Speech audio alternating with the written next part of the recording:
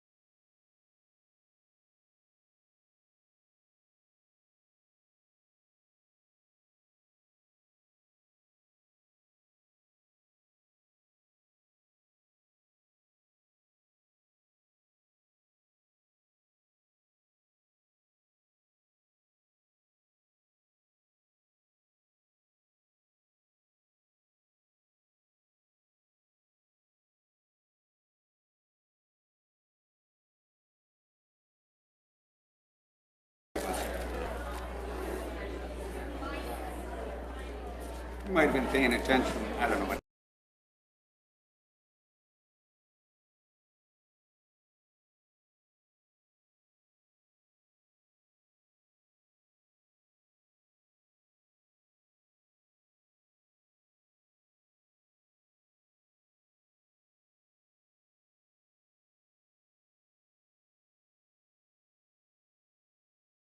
I know. Well, there was a transition between our maintenance directors. We have a new one. Okay, you guys ready? Yep. We'll be taking care of it. We are going to call the St. Clair County Board of Commissioners meeting to order. Stand for the Pledge of Allegiance. I pledge allegiance to the flag of the United States of America and to the republic for which it stands, one nation, under God, indivisible, with liberty and justice for all. Roll call. Commissioner Samasco, Present. Commissioner Baldwin, Here. Commissioner Beeden, Present. Commissioner Torello, Here. Commissioner Rushing, Present. Commissioner Vanden Bosch, Here. Commissioner Chairperson Bone. Here. First of all, I'd like to apologize to everybody about the heat this evening, but our air conditioning is broke. It's on the agenda. It's an agenda. Yeah, it's an agenda. Item 4, additions, deletions, changes to the agenda. agenda as presented. Support, Baldwin. All in favor? Aye. Those opposed? Phones are away. No. It's probably me, sorry. Motion for approval of the agenda. You have a Oh, motion and a second. Okay, I'm sorry. All in favor? Aye. Those opposed? Item 6, meetings of previous meetings, items A, B. I would move to approve the file of minutes for the 8/17/23 meeting of the 9/7/26 standing committee meetings at this time. Second.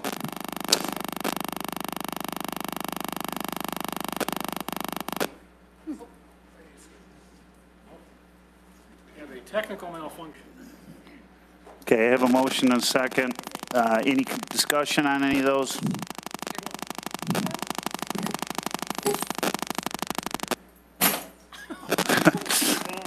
Nope. Everybody's phones away from your microphones. Dave, your phone? Dave. Oh, Yeah, it's Russian. there we go. It's Dave Rushing doing it, There we see? go. Weird. All right, any discussion? All in favor? Aye. Those opposed? Item A, proclamation recognizing Janet Curtis. Do I have a motion and a second? Yes, at this time, I'd like to make a motion to approve the proclamation recognizing Janet Curtis representation at the local history and genealogy section satellite meeting on August 17th, 2023 in Louvain, Belgium. Support. We will make sure that we get that to her. Oh, is she? Is Janet here? Who would like to read this? I'll read it. Not sure what.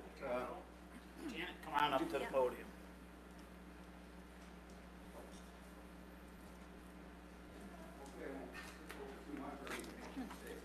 A proclamation here recognizing Janet Curtis. Whereas Janet Curtis, Public Service Coordinator at the St. Clair County Library System, presented a brief history of the St. Clair County Poor Farm and people who live there at the local history and genealogy section satellite meeting that took place on August 17th, 2023 in Louvain, Belgium. The theme of the meeting was innovative approaches to engaging people with local history and genealogy. And whereas prior to her current role, Janet Curtis worked as the reference librarian for special collections at the SCCLS for 6 years, mainly focused on local history and genealogy collection in the library's Michigan room. Her interest in and research of the county poor farm began with when a ledger of the county poorhouse from the 19th century was donated to the library. And whereas the poor farm ledger offers a glimpse into the lives of the county residents who needed support due to their circumstances in life, it documents an otherwise unrepresented population and is a valuable resource for research. And whereas SCCLS has digitized this ledger with funds from a grant from the Michigan State Historical Records Advisory Board through funding from the National Historical Publications and Records Commission, NHRC, National Archives and Records Administration. And whereas the importance of the value of the poor farm ledger as a resource for local history and genealogy research has been proved multiple times. Several library patrons have discovered answers to research questions that could not have been found anywhere else.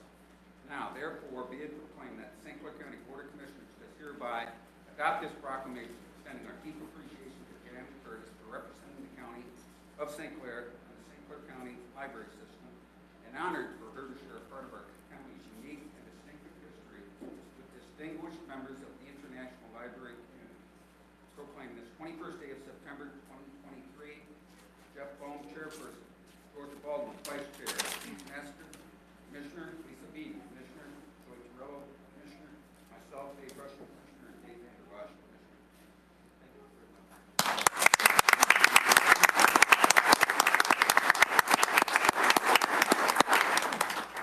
Thank you so much for this recognition. It means a great deal to me.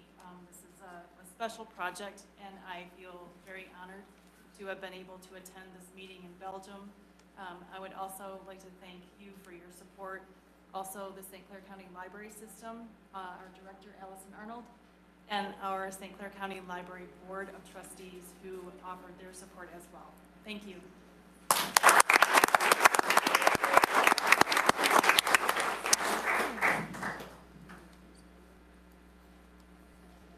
Oh, we have a motion second. All in favor of the proclamation? Aye. Those opposed. Item 8, consent agenda, items A through J. At this time, I'd like to make a motion to approve items 8A through 8J on the consent agenda. Support. Discussion on anything? All in favor? Aye. Those opposed. Item 9, reports of standing special committee. Start with Commissioner Vanden Bosch. I met with the fire chiefs at their monthly meeting this week, and we just had multiple discussions on the radio. So we're still not at a point to come to you with any more information than we've already gotten. And I have reached out to the police departments to get theirs, but they have not gotten back with me yet, so.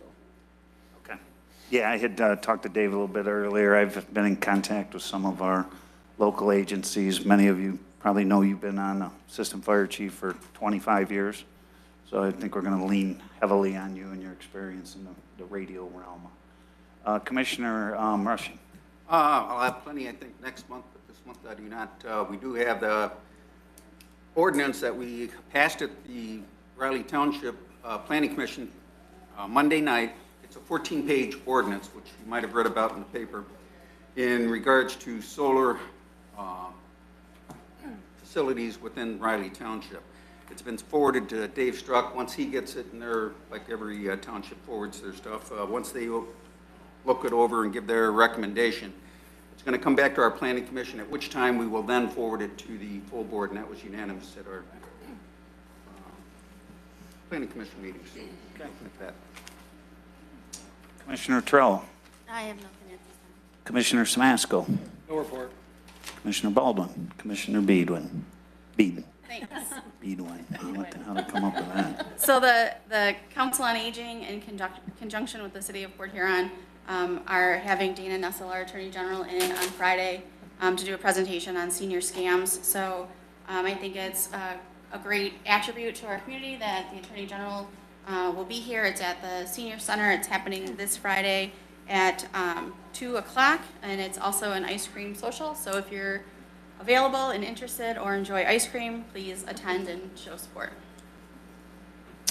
Okay. I'm going to take a pass. Moving on to citizens wishing to address the board. First off, we got Kathy Murray.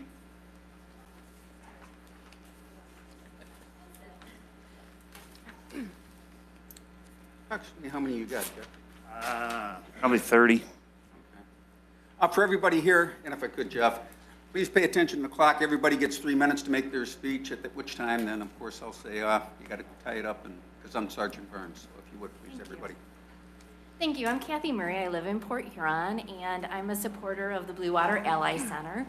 And I understand that you're voting tonight on the Blue Water Ally Center receiving some funds, and I really would hope that you would vote in favor of the Ally Center. We are doing really exceptional work in the community.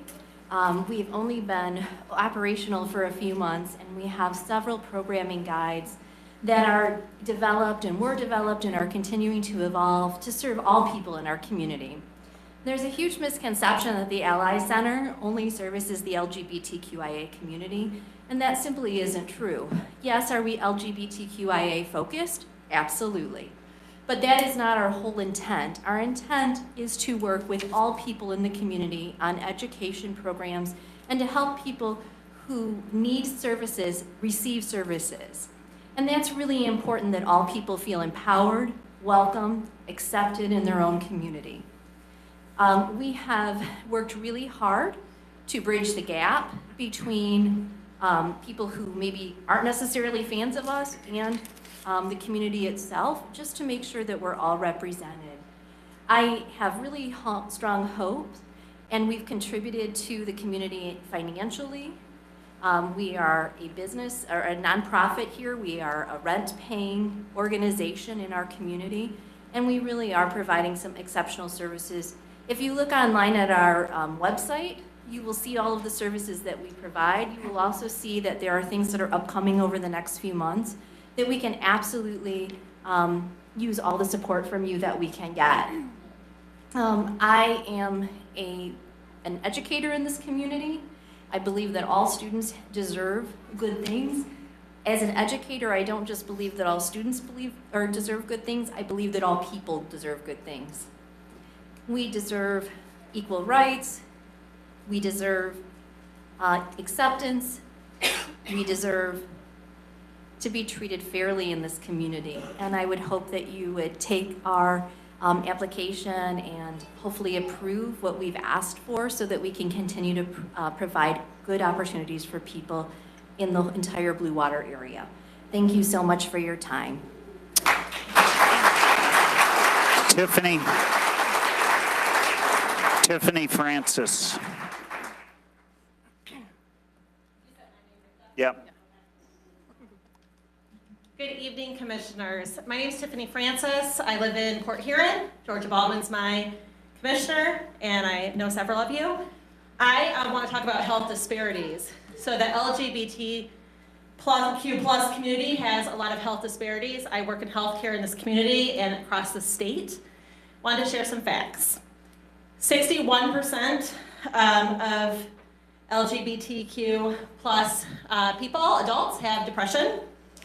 And if we look at our youth, 30% of our foster care children are in that community, as well as 40% of our homeless youth, which is 120% more than a non-LGBTQ+ youth being homeless.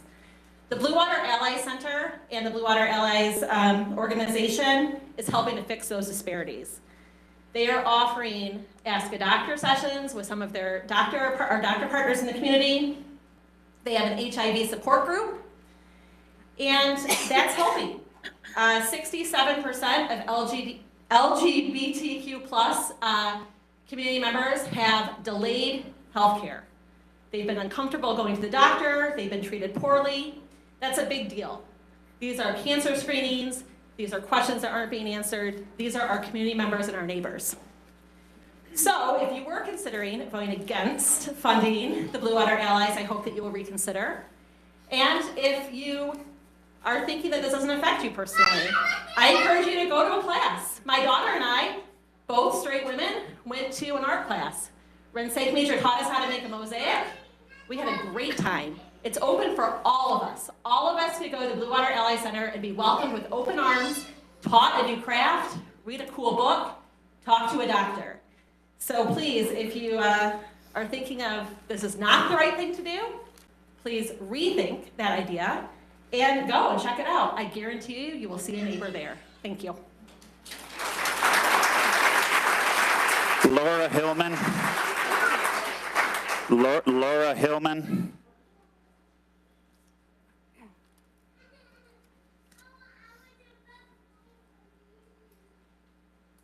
Hello, thank you for being here tonight so we can talk about this. My name is Laura Hillman. I'm actually the Vice President of the Board of Directors for the Blue Water Ally Center. And one of the things that I want to talk about that might be a little bit different than other people's personal perspectives is safety.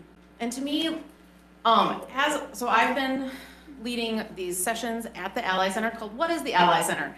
And in it we talk about how to become a volunteer, like what our process is, and we also talk about how we came to be, how it evolved that we have this space, and then what does a safe space mean to people?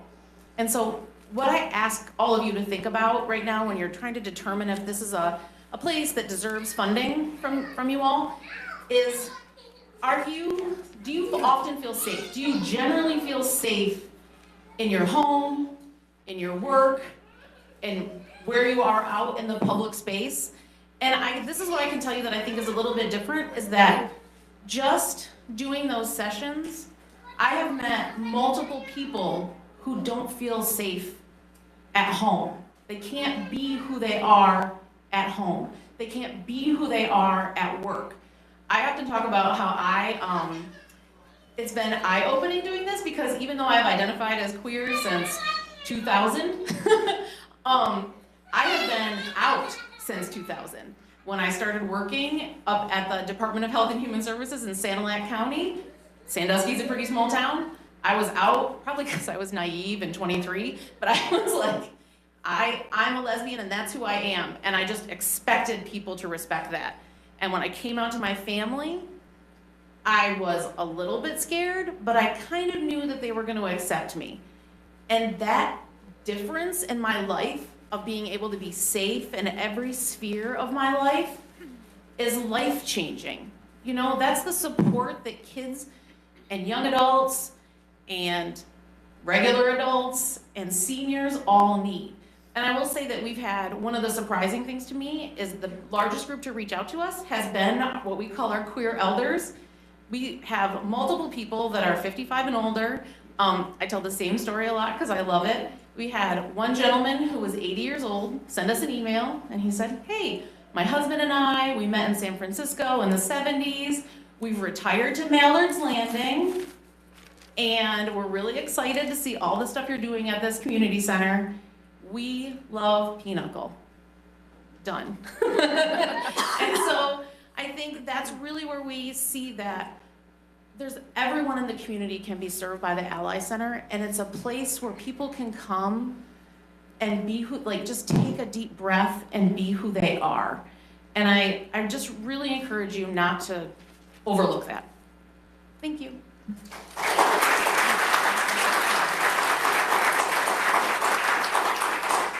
Lee Masters. Lee Masters.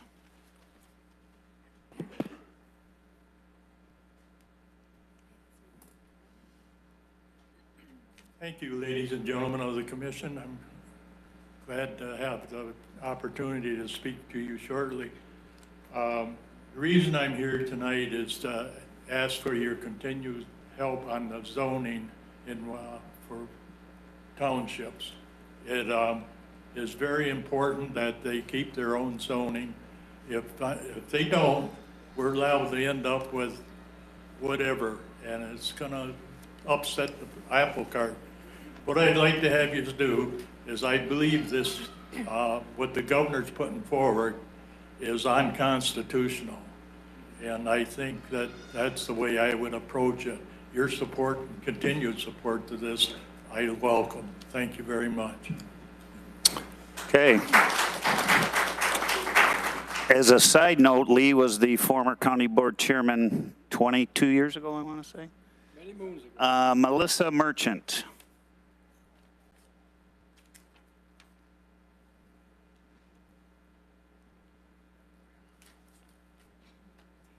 Hi, good evening.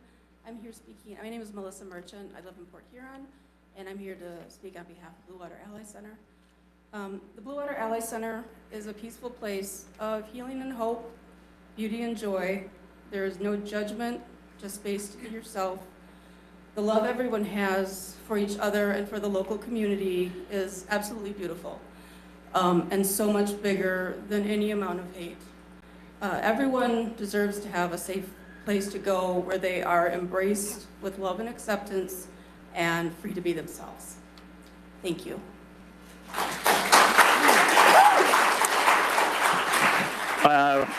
Ryan Peters.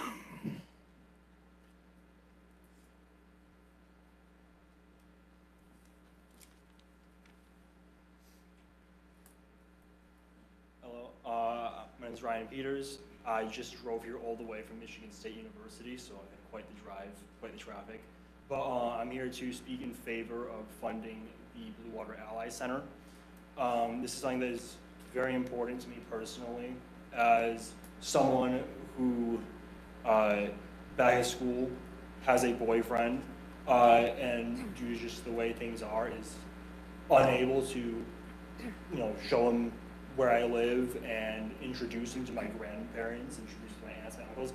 I can't do that because that's just the way things are, I guess. But the Blue Water Ally Center is something that has been very dear to me in the way of creating something for residents in St. Clair County and also just the greater Blue Water area to go and to not only learn more about the LGBT community, but also for people within the LGBT community to go and meet other people there, especially in such a small, or a lot of rural areas around St. Clair County, where it's difficult to find other people who are LGBT. And thank you.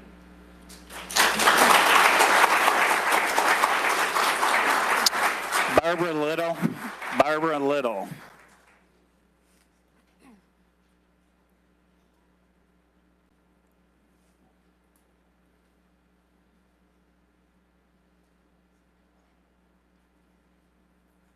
Hello, good evening. Thank you for inviting me up to say a few words.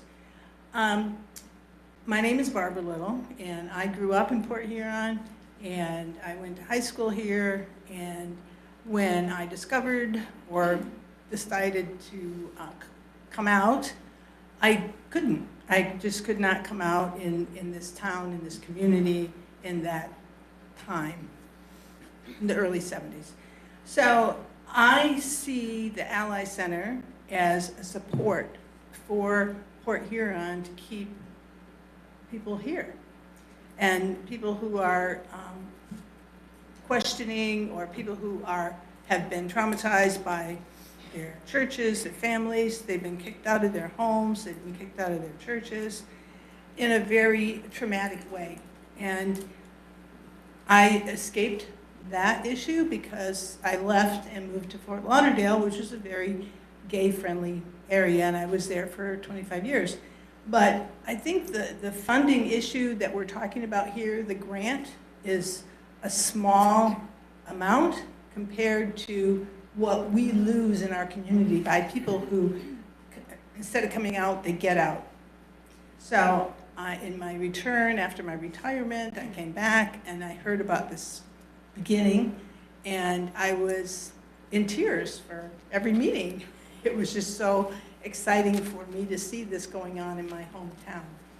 And the funding that is in question is a very modest amount, and it will help us with the structure and the needs of the center itself, so people can come and go to the meetings, to the support groups. And if you think about it, you know, a lot of times the people who have been chastised and kicked out by their families, they have nowhere to go. They'll go to the inner city, they go to shelters, or they're on the streets. And we meet, and we can direct people to have the support they need, or if they need help with housing, with clothes, with food. And so we can help anybody, but the people who have been disenfranchised because of who they are, who they were born to be, will get the support that they need there. And as a senior in the community, I don't play pinochle, but I could learn. And there's activities for everyone. So thank you, and please consider the needs of the entire community. Thank you.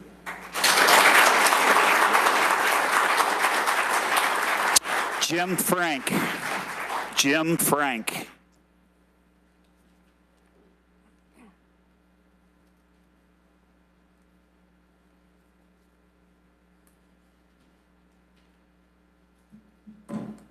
I'd like to thank the board for listening to our comments this evening, and I'd also like to thank the members of the LGBTQ+ community who have reached out to me and the St. Clair County Democratic Party. I'm the chair of that party, and they asked me to speak this evening in support of the Ally Center. And I'd like to urge the commissioners to follow through with their recommendation that the Ally Center in Port Huron be awarded its grant from the ARPA funds that were made available by the state and federal governments. The Ally Center plays and will play a crucial role for a community whose rights and privileges have been historically abridged. This community's members often are alienated from society, humiliated, attacked, and isolated. And as many have pointed out, safety is a key role that this center will play. So this center is going to support those in this group that are the most vulnerable. We all have friends, family, colleagues, and acquaintances who have suffered because of their identity. Here's an opportunity to build a bridge that will result in a richer community and demonstrate our county's commitment to equality under the law, please support this grant. I have one more issue I'd like to speak to this evening as well. I urge the county to find a mutually agreeable method of promoting mixed development in the county that permits the growth of solar and wind power. Our rural communities are important, but the fossil fuel industry, which has acted to undermine sustainable power, is working surreptitiously to discourage these other means of producing power. Using the same tactics as the tobacco lobby, they are sowing discord among our citizens. If we don't find ways to produce sustainable power, the effects of climate change, which we have already seen this summer, will result in withering droughts, catastrophic storms, and relentless fires that will in the end destroy the rural nature of our county. Let's support reasonable dialogue and decision-making so we can preserve our environment, our rural communities, and utilize the power of solar and wind. That's all I have to say tonight. Thank you very much.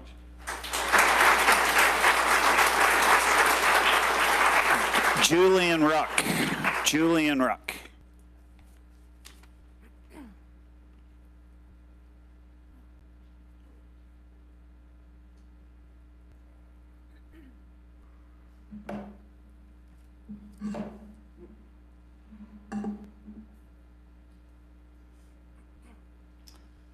Okay, Julian Ruck, 1423 Lapeer Avenue. If you guys have actually driven down Lapeer between 14th and 15th, you may have noticed a place called Polly's Place. It's a free food garden that myself and support from the community and support from my community outside of the city, around the country, have installed that garden, and over the past 3 seasons have given away thousands and thousands of pounds of produce to the neighborhood and community. And if you're paying real close attention when you drive by, you'll see a little yard sign that says, "These waters are blue," and a little equality circle around that. We're not a big fanfare, but we have that yard sign there, and it has been there since the first shovel of dirt. Because baked in to Polly's Place is safety. And I have absolutely given food to people who would vote against the rights of the gay community and queer community. Because in my view, food is a human right. But everybody who comes into the garden space understands what the deal is, that you can't bring hate here. And it's real subtle, it's not strong-handed, but it's consistent. We joke that even the alley cats don't fight in the garden. They fight down the alley, but it's a peaceful place. And if you walk by, you'll see that rather than a list of, say, 10 commandments on our sign, which if that's what you believe, that's fine, there's a list of, say, 10, 12 axioms, philosophies. One of which I actually stole from the great philosopher poet Homer Simpson. And that is, the strong must protect the sweet. It gets me choked up even thinking about it. Ultimately, we are protecting people trying to love. And if you saw somebody in a wheelchair getting the crap kicked out of them, you'd do something about it. And every single one of us have strengths that if we left this room and went out into the world and looked for the sweet that needed protection, we would be able to protect them, and the world would be a better place.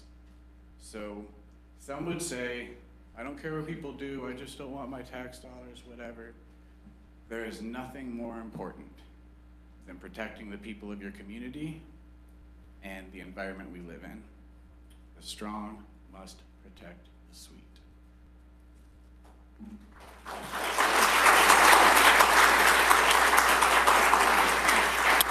Sam Tricomo.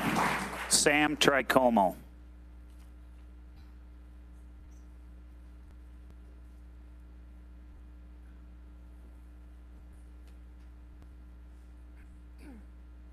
Thank you.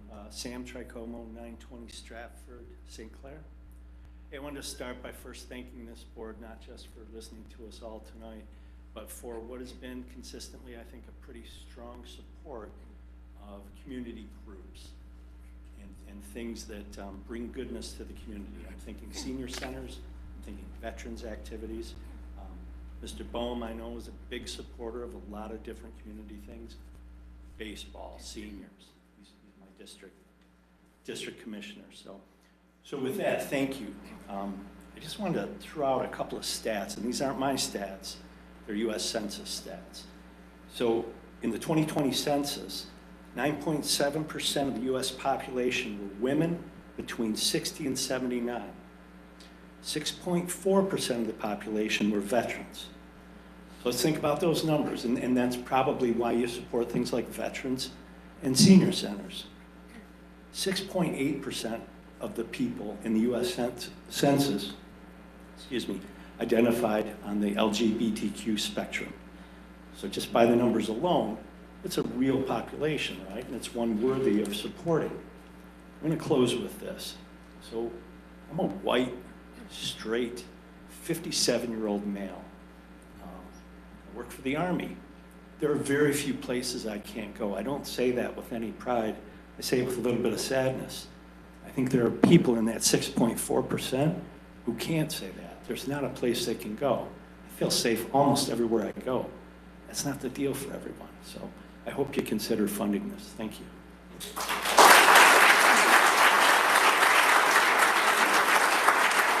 Joe Crowley. Joe Crowley.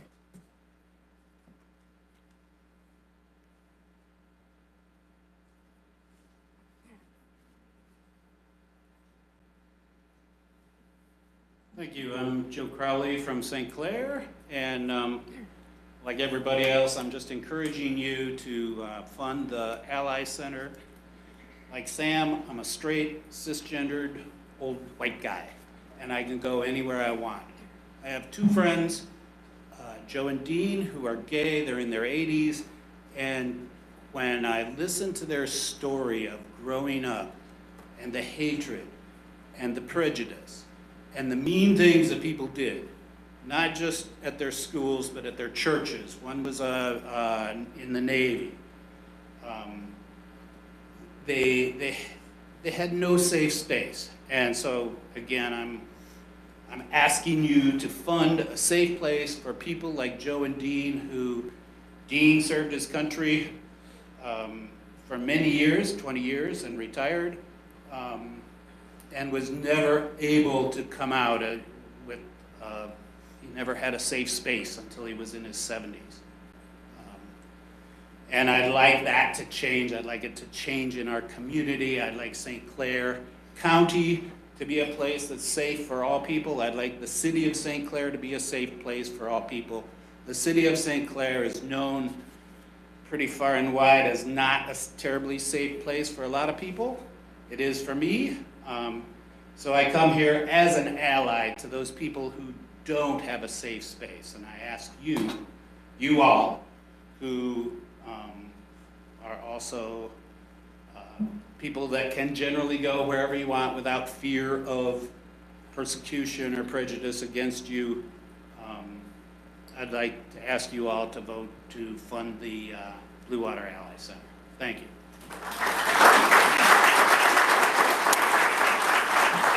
Diane Hewlett. Diane Hewlett.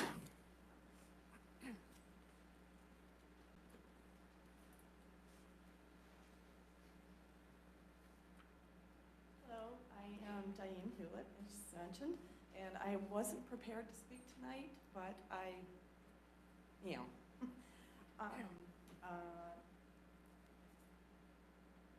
I have nothing personally against any of you. However, I am, if you are God-fearing people, I, however, do not agree that this should be funded. I will also admit, this is the first time I'm hearing about this community, the name of it. But I don't feel that our tax dollars should go towards this. I do not care for the way some of this has been, I will call, rammed down our throat in wokeness, in my opinion. And again, if you are God-fearing, you know, have your way. I'm sorry that you feel that you are not accepted. However, you know, our thought is to love everyone. I absolutely, of course, agree with that. But I am a grandma, Oma, actually, and I have two young boys, and I cannot believe that anyone would try to talk to a 5-year-old about changing their identity. That, to me, is unconscionable when their world is about trucks and little play toys.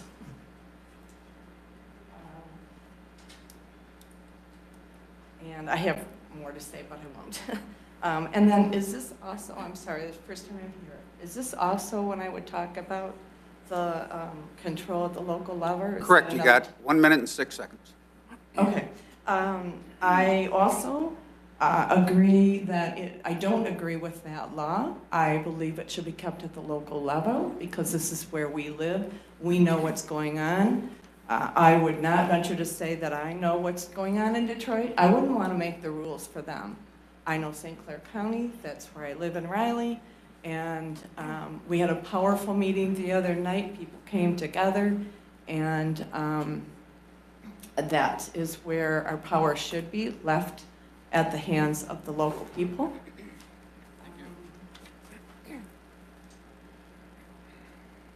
And that's it. Okay. Thank you for letting me speak.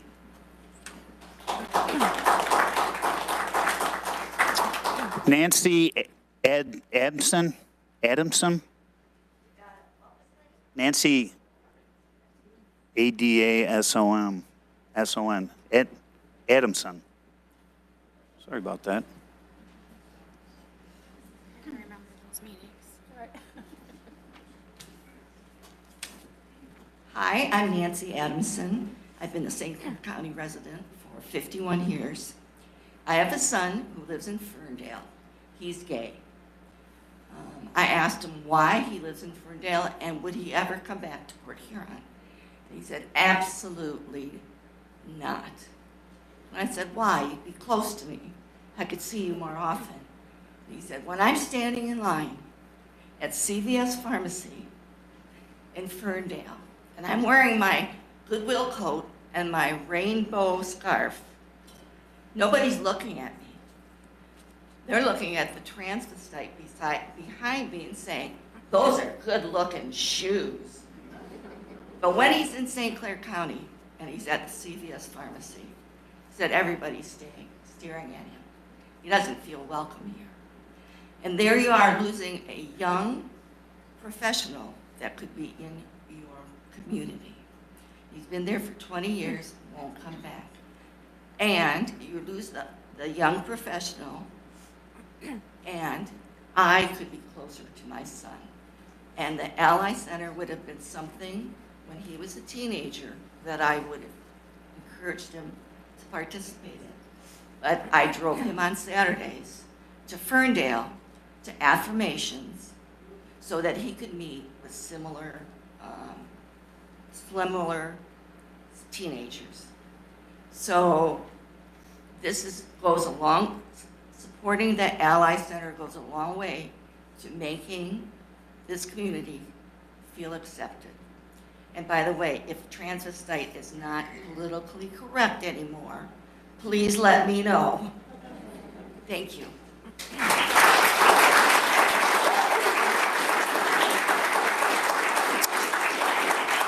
Patrick Munoz. Patrick Munoz? I know you, I just never could get your last name right.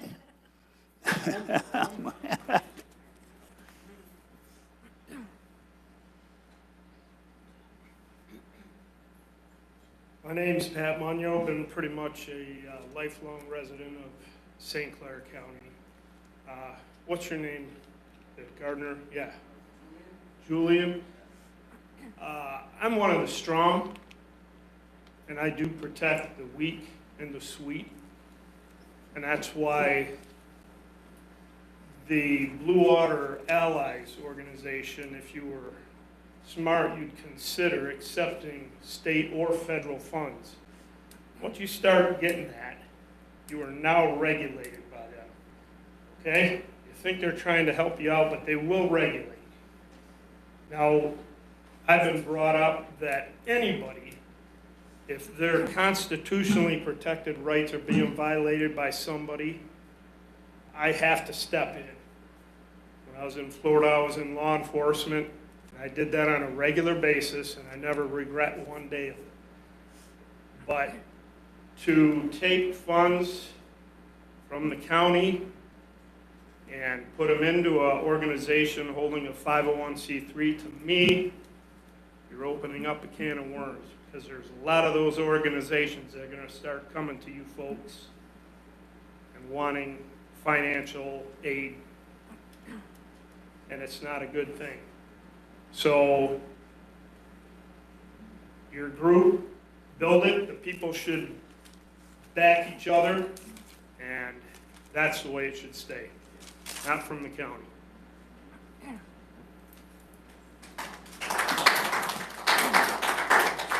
Jeff Kush. Good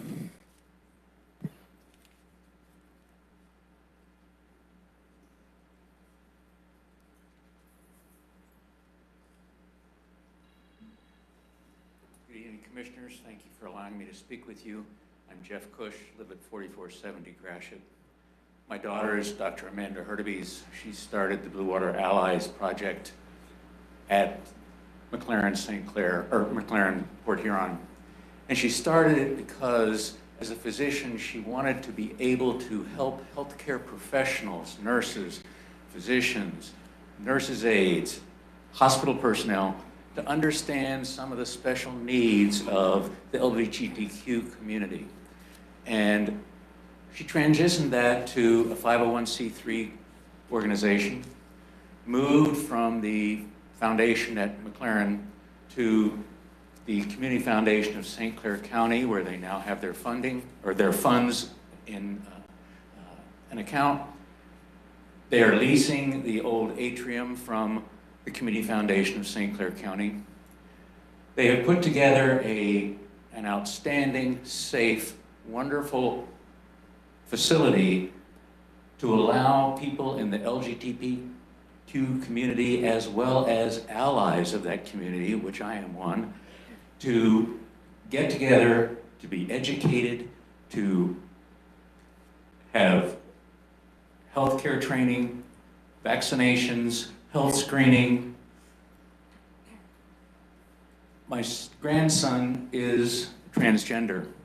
He would love to be here tonight to speak with you, but he is at the Ally Center tonight because he is chairing the Art Circle. The Art Circle meets every Thursday night and gets 10 to 12 people who come in. They have community, they share stories, they perform different artistic venues, whether it's painting or singing, what have you. I would like to say that the request that's been made by the Ally Center fits completely within what is described for use of ARPA funds. I applaud Commissioner Beeden for supporting this. As Scott Shigley said this morning quite eloquently on the radio, it's a really small amount of money from the ARPA funds that each of the commissioners has responsibility for. We've placed our trust in you, commissioners, to determine how best to use those funds for your particular constituents. And I think with that trust that you have placed in yourselves, if Commissioner Beeden feels that this is the proper way to use some of her funds, then I would wonder, how could anyone find a reason as a commissioner to oppose her proposal? Thank you.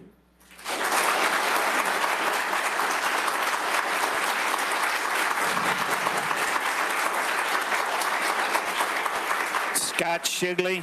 Scott Shigley.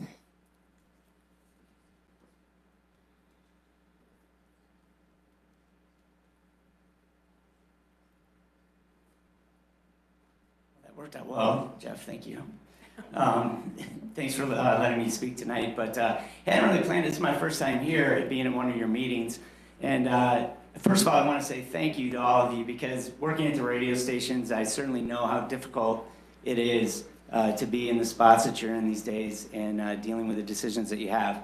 But I was a little troubled last night when I found out that there might be some opposition to Commissioner Beeden's proposal to have $10,000 granted to the Blue Water Allies. And as I sat and I listened to a lot of your stories of what it means to you, and I'm also speaking as a dad of a lesbian daughter, I will tell you, I'm glad I got to speak after you guys, because you guys are so nice.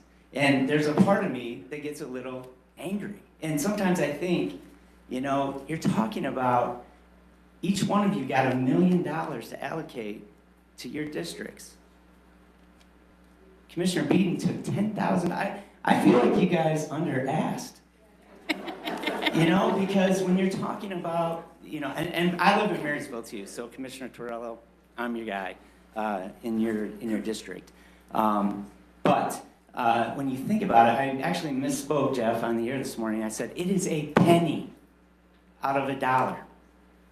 You would be denying this group that takes care of mental health, that is a desert in our community, that offers a safe space. You're going to deny a penny out of $1. And that's not true. Actually, it's a penny out of $7, because you each have $1 million. You all actually should be sending Lisa Beeden a thank you note for providing a space and helping support a space. As the gentleman said before that was from St. Clair, there are rural areas where these citizens, they're your citizens. They're asking for a penny out of $7, and you're going to say no? Now, the community itself has rallied behind this. I'm on the McLaren Port Huron board. I was there when we established the Ally project, and it was amazing to me how far short we're falling for this community. And I would just be embarrassed. That's why I'm here. It's like, I'm just like, I don't want you to be embarrassed. I mean, because this is something that I think really does demonstrate who you are if you say no to something like this.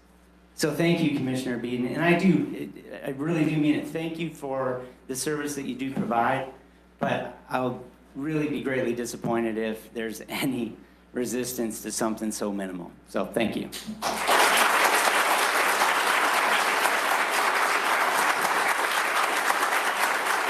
Andrea Warnock. Andrea Warnock.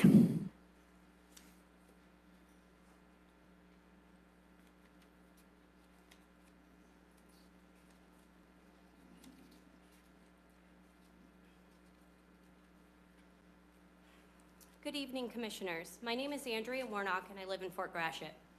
I'm here to speak tonight about the allocation of grant funds to Blue Water Ally Center in Port Huron. I'm speaking tonight as a member of the LGBTQ+ community and as an Army combat veteran. After spending 15 years away from my hometown and coming back to see the progress in the form of equity, inclusion, and acceptance of all members of this area has made me proud to say I'm from St. Clair County. I know there is still a long road ahead this community, but I believe that funding community centers like the Blue Water Ally is a step in the right direction. It is vital for the members of our LGBTQ+ community to have a safe and accepting place to gather, exchange information, and if nothing else, a sense of belonging. Growing up in this area is not easy, and I know firsthand what it feels like to be different than the majority of others. Just because we may not be the majority does not mean we don't deserve a safe haven in the form of a community center that receives government grants. These grant funds will help citizens in our area in a number of ways. All I'm asking is that you make this decision based on the needs of the constituents of this county and not based on your personal beliefs. There is a larger group of LGBTQ+ citizens and allies in this area than you may think. We are here and we contribute to this community by living, working, and paying taxes. This community is just as entitled to these funds as any other citizen of this county, and I'm here to remind you of that. My physical military service may be completed, but I will continue to stand up and fight for the Constitution and the rights of all Americans, especially in my hometown. I pray that you base your decision tonight on what the LGBTQ plus citizens are rightfully entitled to and not any other bias you may hold. So thank you for your time and God bless.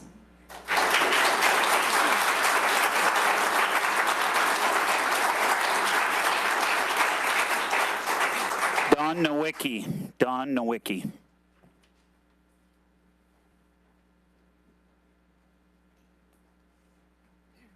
Dawn Nowicki, Kimball Township. First, I'd like you to understand that I very much believe in the Constitution, and I may not agree with what you have to say, but I would fight like hell to make sure you had the right to say it. That's what I believe. I don't believe that taxpayer dollars should be used for funding a program that sexualizes children. I don't believe that government has any business being involved in the sexualization of children in our community, in our schools, in our libraries. The government shouldn't be there. Okay, the next item on the list. Commissioner Samasco, I wanted to thank you for putting through the high-speed project in your district. My parents live in your district and they are thrilled. Thank you. Commissioner Bohm. That was the entire board, by that was not, that's Mercury Broadband. Commissioner Bohm, if you could take a note, I'm in your district and there are many people in your district that do not have high-speed internet that would be appreciative of that, myself being one of them. Commissioner Rushing, thank you for writing the resolution. It should absolutely be the community's decision for solar and wind, not the state. The state should not be pushing down where those farms are going to be on the community. So thank you. Next, I would like to talk about the county dump out in Kimball Township. All summer, the last 3 months, that area has smelled like a fecal factory. I understand that we've had an excessive amount of rain, but all the surrounding citizens, we were unable to have our windows open unless you wanted the inside of your home to smell like sewer. I mean, then you were more than welcome to have that. But no, something needs to be done with that. The other thing is, a year ago, the road commission came into St. Clair County, or into Smiths Creek. They tore up the Y there. I understand it's the last Y in the county. They want to put in a T. They tore it up and did nothing with it. They, the people of the community, we are looking for some of the funding that is taken out of our area from what's brought in with the dump, and we're asking for that Y to be turned into a 3-point turnabout. So, thank you. Leslie Lambert.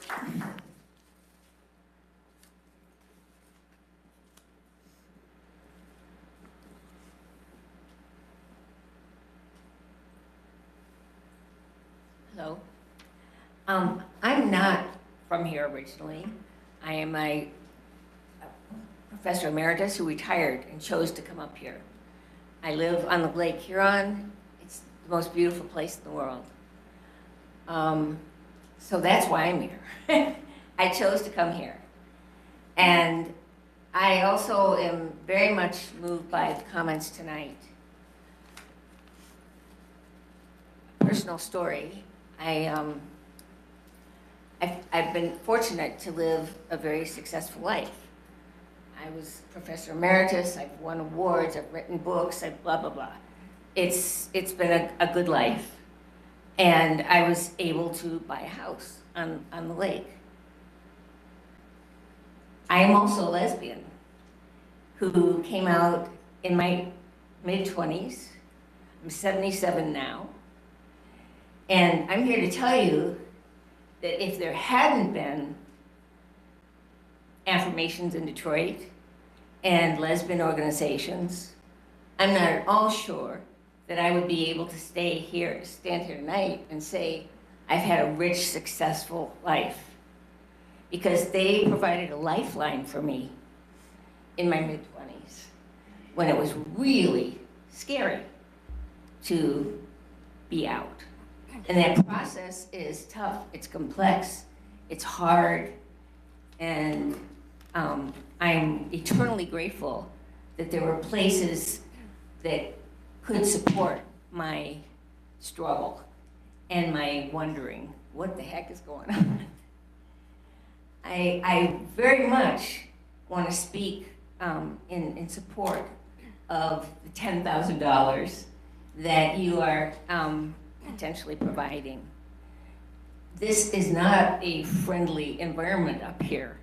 Having lived in 6 other states and many cities, this would be a very hard place as a young person or middle-aged person, but somebody who's still working to establish themselves to be out and to be proud and to be comfortable. So I really hope that you do the right thing. We are entitled to our rights.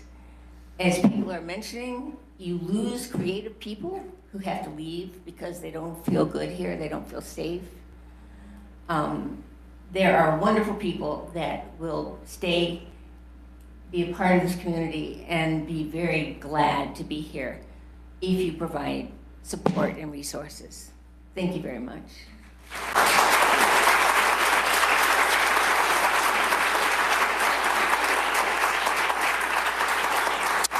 Amanda McClure. Amanda McClure.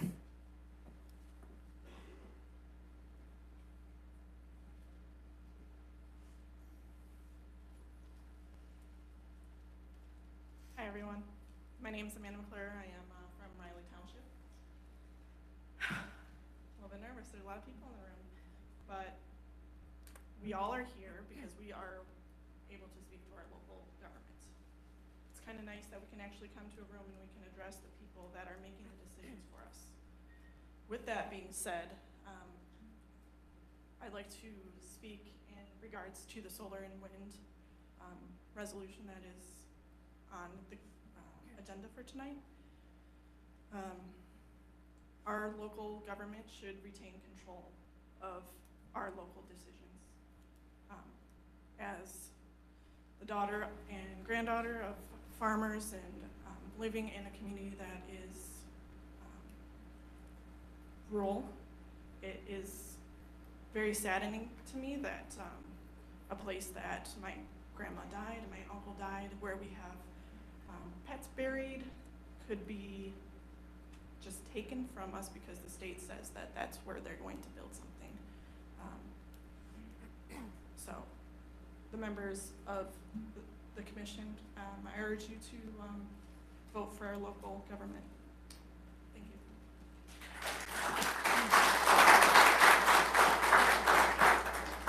The Reverend Beckett LeClaire.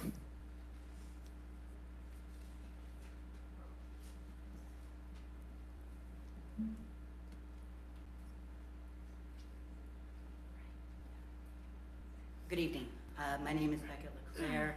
I'm an ordained deacon in the Episcopal Church, which is a denomination whose charter was signed in Independence Hall in Philadelphia, roughly the same time that the Constitution was signed.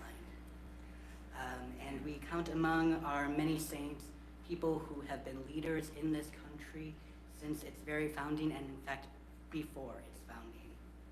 We're a big tent, and the way that we run our church is very much similar to the way that we run our society. We're a representative democracy. And I believe that my fellow citizens have every right to have their voices heard, as I do. And I take my faith extraordinarily seriously, just as I take my civic duty extraordinarily seriously. And that is why I stand before you to say that I unreservedly support the work of the Blue Water Ally Center. And I support funds being granted to support their work. The Blue Water Ally Center exists to support all of our citizens so that they can thrive. And your job as our Board of Commissioners is to also ensure that our community is the best community it can be, and that every single citizen has what they need in order to thrive, which is perfectly in line with the work that this center does. Moreover, I would just tell you, I grew up in a community not like Port Huron. I grew up in one of the rural communities in northern Lapeer County. And as a queer kid growing up there, I felt incredibly unsupported, and I still feel unsupported when I go home to visit my family. I don't go back there. I don't intend to ever move back there. Even though I love my little small town that I grew up in, even though I value that community, I won't go back there. I don't feel safe. What message does it send to those who visit this place, who drive our economy? What message does it send to our citizens that we're unwilling to spend such a small amount of money to support a program like this? How does stymieing this effort create any kind of community resilience? I'm not going to stand up here and give you a lecture about the Bible because that's not my job, but I will say that if this were a theocracy, even Christians would disagree on whether or not LGBTQIA folks can be included. Thank you.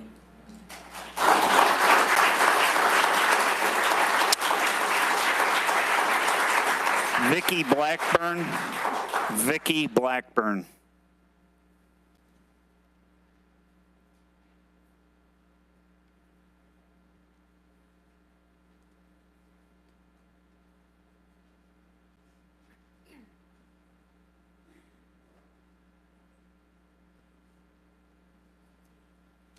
Good evening, Commissioners. I see you twice a month, so I feel at this point I know you pretty well. I know we have some people that identify as I'm the money guy and look at the finances carefully. I'm going to just read a very short scripted version, and then I'll make a comment. I'm coming in support of your anticipated approval of some funding for the Ally Center. I trust you to uphold your previous votes. Very briefly. Number one, commissioners each got $1 million for their district from ARPA funds. Number two, I support elected Commissioner Beeden and the subcommittee that she chairs. The ask is $10,000. Reasonable. To be fair, this full board is required to accept Commissioner Beeden and her district's choice regarding how to divide the $1 million she was allocated. Number five, be fair. And then I was going to say thank you for your time. And I realized if I did that tonight, I would be unequivocally a coward. You know how much time I spend in your meetings, okay? I'm alone. And that could be, I don't know, I come here as a straight ally. Never had an experience in an LGBT community. Never been to the Ally Center. And I have to tell you, I also didn't choose suicide. I also have questioned my whole life. I also didn't, and I'm not sure I do, have the bravery to do what these men and women have come here to do tonight. This gives me hope for myself. This gives me hope for people that I care about. This gives me hope for the people in the room, even those who don't think God would approve I don't think God would have approved if I had chosen suicide, right? My God is love. As far as sexualizing children is absurd. There's no such thing as that going on in this community.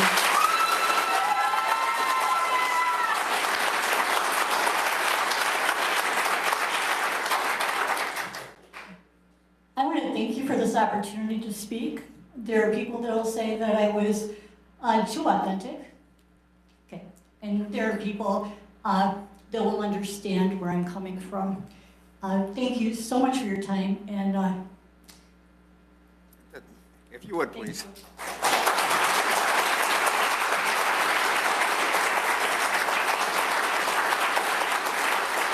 Tiffany Turk.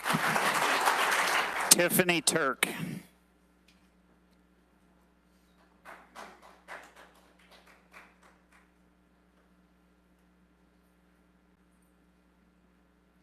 For a year and a half, people have been coming to these meetings, writing and calling with wishes to preserve their rural way of life. The EDA of St. Clair County is primarily where this push for unnecessary and unwanted development is coming from. In a recent Times Herald article on August 27th, Commissioner Bohm stated that we, which I can only assume means that he and the EDA, are continuing to push for the industrialization of Marine City Highway through requests for state funding despite public pushback. The people have a right to know if Chairman Bohm or the EDA is utilizing taxpayer dollars, county staff, time, or resources to assist in bringing businesses into our communities that violate Resolution 23-12. People have been told by some commissioners and by the EDA that the industrial site proposed at Marine City Highway and King Road is no longer on the table for consideration. If that's the case, the non-disclosure agreements that were signed last year regarding the site should be disclosed, as well as exactly what was proposed for that site, and specifically if the company interested in the parcels had any ties to the CCP. According to this meeting's agenda, this board assists in funding the EDA over $300,000 annually. While I'm sure they've done great things in the past, in light of blatant disregard for taxpayers' wishes and a reluctancy towards honesty and transparency, I would encourage you all to reconsider any additional funding for the EDA. Thank you. Elizabeth Prill. Elizabeth Prill.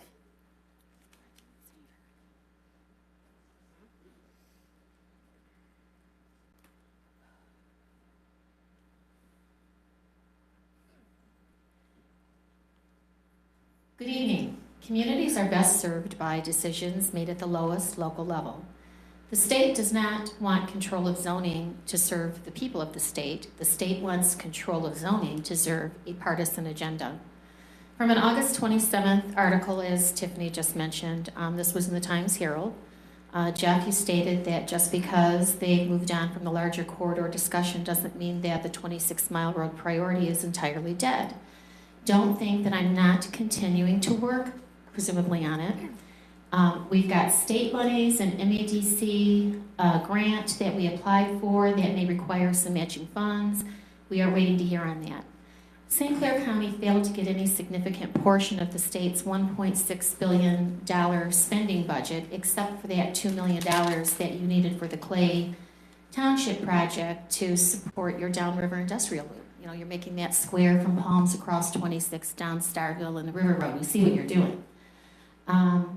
However, you know, we have, you know, Port Huron, we hear, has a declining water department facility. The road conditions in Marine City and St. Clair are abysmal. I mean, anybody who's been through there knows that you're better off on a dirt road with potholes. And then we see that Troy received $900,000 for a cricket field. Other than continuing to push for your personal EDA industrial development agenda in the downriver, Jeff, what did you or this county request for funding that was actually to benefit the residents of St. Clair County? The EDA is an investment club. It should not be treated like a governmental agency, which you often do. $311,080,000 is close to 1/3 of the EDA's operating budget. When you factor in the millions of dollars in grant endorsements by our county board, and you handing over ARPA funds for the EDA to grant out on behalf of the county, the community really needs to have more information on exactly how these funds are being used. I'm not for funding the EDA beyond a typical fee for any other municipality, but I would be interested to see how other EDAs are funded in similar counties. Currently, the EDA is ignoring the opposition to industrializing the downriver and handing over $300,000 plus is further funding their efforts to destroy the quiet community culture of a community who has the right to life choices that should be protected, just as everyone else sitting in this room is requesting tonight. Thank you. Maureen Klutsky. Maureen Klutsky.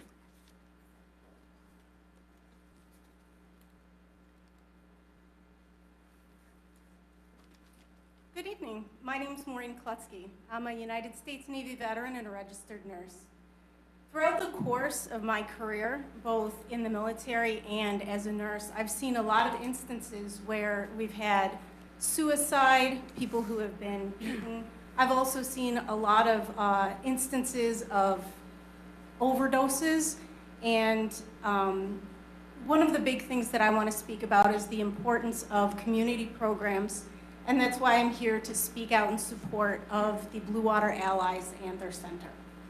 Now, I've gone through the harrowing process of helping a family through suicides, and sometimes you do see those things happen. You guys have heard these statistics about how this community is at risk. You've heard these stories about people and the trouble that they've had to have, where they don't have a family, they don't necessarily have the support system, they don't have those things. This is a community process that supports it. But one of the big things that I'm hearing is the detraction. It's $10,000, it shouldn't be paid for by the taxpayers. Well, one of the things I want to talk about is if you were to look at the base of all those things I'm talking about, not the critical overdose in the ICU, not the person who's on the med-surg unit because they've been injured, not somebody who's tried to commit suicide, just the base person who went to the mental health unit because they were feeling suicidal. You're talking about a cost of about $8,000 to $10,000 for one 4-day stay. So for us, if we look at it from that perspective, if this center can prevent just one person from one visit, and mind you, that's not even including the cost of the ER assessment that's necessary just for them to get to be inpatient. That's not including the fact that our community mental health and our community hospital right now is at a decreased bed level because of availability of psychiatrists. So taking all that just for them to stay in the mental health unit for 4 days for depression, that's something that's going to cost about $10,000 on its own. So if one person can be helped, this grant is going to pay for itself. And that is an excellent use of my taxpayer dollars. So regardless, if you don't want to look at it from the compassion side or the empathy side or even the community side, when we're talking about helping our neighbors, think about it fiscally. It makes sense. You're going to spend a penny and you're going to save in droves. And this money's coming from the state anyways. If it's one Medicaid person or one family, that family's going to save this money or we're going to save this money. I'm definitely in support of it. Thank you. Thank you.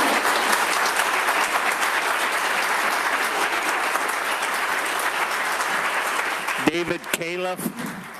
David Califf.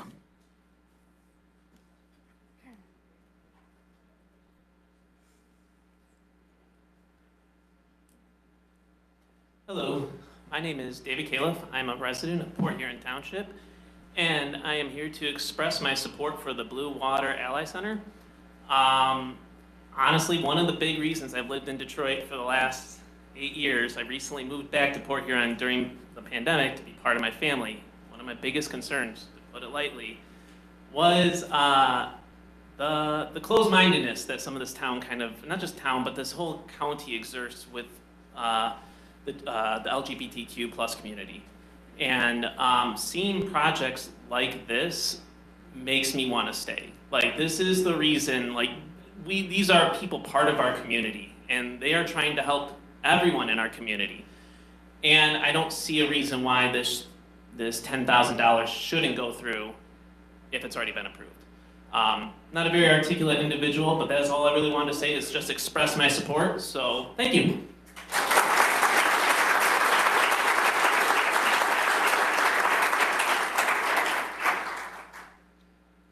Last name's Wisson. Okay, what's for, Lucia. Okay, it was just a handwriting threw me for a little loop. Everybody talks about who they are, what they're doing. I'm just a mom with 5 kids, and I've been around people who are gay, lesbian, whatever, all over. I love, love, love everybody. And you know what? I'm glad you're all here because it shows me that you do support Port Huron because it's a safe place for you. Really, guess what? My kids are in school, grandkids are, and I just want to say that $10,000 is not the issue. You can't, whatever problem you have, whether it's a drug problem, any issues you have. Like I'm a Christian, I love the Lord, He's the truth, the way, and the life, and guess what? If you got a problem, He will solve it. I had to raise 5 children by myself, and I had to get assistance, my God assistance, because they're trying to get my ex-husband to pay child support, and he was out of state. I didn't want to go through all the problems. The government was there to try to get me money to do what I had to do. But you know what? That's a crutch. There's places in Port Huron you can go to, anybody. I've seen it at the gym. I work out at 3 different gyms. There's gay people there, and guess what? We all get along, everybody's happy. Go down by the beach, there's crowds there together. Have fun, get together, everywhere you want to go. You can go to Wrigley Center, I don't care who you are, how you look, whatever you want to do. You can get together and have fun. We don't need $10,000. You know what we need? We need people to find the solution, and that is Jesus Christ our Lord. And I want my kids to go to school now, picking a book to talk about how do you have sex with gays and whatever else. I don't care about that. What I am is what I am, what you are is where you are. I don't care what your sexuality is. It's not my business. But we all should get along, and there's places in Port Huron where we can all go. And it's free. But guess what? Let's come together. Let's be a part of the solution, and not the money part, because all that's going to do is get a crutch. We don't need a crutch. We need something that would help, and that means family, teachers. I don't want to go to kids' school, and I can't put a flag of a Jesus flag up there, but I can have other things out there. I couldn't do Youth for Christ at the school, but they could do other meetings at the school, but not Youth for Christ. Why? Because I was discriminated. I'm not going to fight against that. What I'm doing is going to show love, walk into the school, and when they want to bring a Bible to school, they can. They want to read what they want to do. I wish all parents were like me, who have kids that are gay or whatever, because I love everyone, and I'm no judge. I'm not God. I don't judge anybody. You're right. He does love, and when He loves everyone, and I'm not the one doing that. And you know what? I'm really upsetting that people say that they're getting hate on. Well, guess what? A lot of people get hate on. I see homeless people I talk about on the side of the street. I don't hate on anybody. I wish everybody could be full of love and be kind, but it's not like that. So, how do we solve this problem? Let's all get together anywhere you want to and just spread love. Because I don't see, what you're talking about, I don't see it. I don't see that where I'm at. I don't see it. Everywhere I go, I don't see that hatred. I'm nervous, I'm shaking, but I just want to say I'm sorry that I just don't like seeing things happen when it's about the government telling you what to do. I never got vaccinated, I never got a shot, I never seen a doctor, I do everything naturally because I feel God is my... You need to finish it up. Okay, I got you that's 3 it. minutes. Thank you. Answer to everything. We need Jesus. Kim F. Kim F.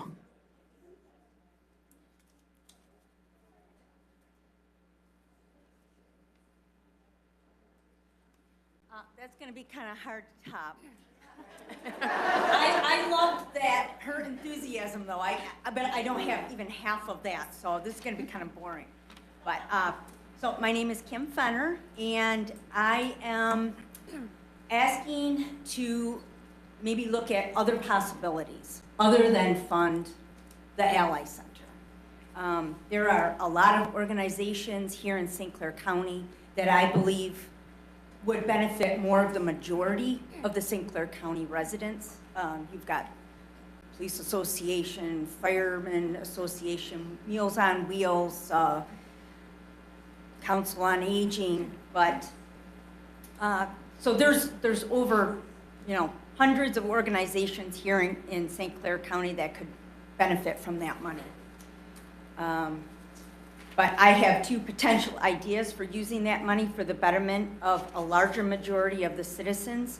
One way to utilize that money is to provide more and better services to our military veterans. St. Clair County is home to the largest percentage of military veterans in Southeast Michigan. I did not know this, but over 10% of St. Clair County population are military vets.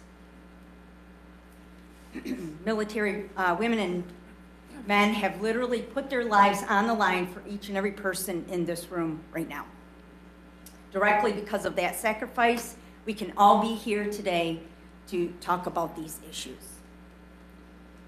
Our military veterans use services for standard care, but they also battle issues unique to their service for our country: mental health issues, post-traumatic stress issues, substance abuse issues, chronic pain issues, traumatic brain injuries, amputation, suicide, and ailments due to hazardous exposures.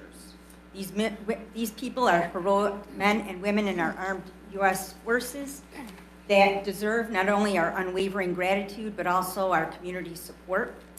Another very good use for the money would be the Hunter Hospitality House right here in Port Huron. Hunter Hospitality House provides free medical lodging in 3 different locations near 2 of our hospitals here in St. Clair County. They provide lodgings, transportation to the hospital, and an abundance of amenities in case of a hospitalized loved one, outpatient treatments, and a place to sleep before an early morning surgery. Hunter Hospitality House is also available to loved ones who are comforting a sick loved one due to nearby hospice care, rehabilitation, and assisted living. It is a place where someone can shower or nap or eat a small meal, all while being steps away from the hospital or the facility. You could finish it up, please. You got your 3 minutes. Okay. Hunter Hospitality House runs solely on donations and volunteers. Please finish up. Okay. Everybody gets 3 minutes, so you need to. Okay, all right. So I'm asking you to reconsider allocating this money to a minority group and possibly to a group that would benefit more of the majority. Thank you. Alexandria Little.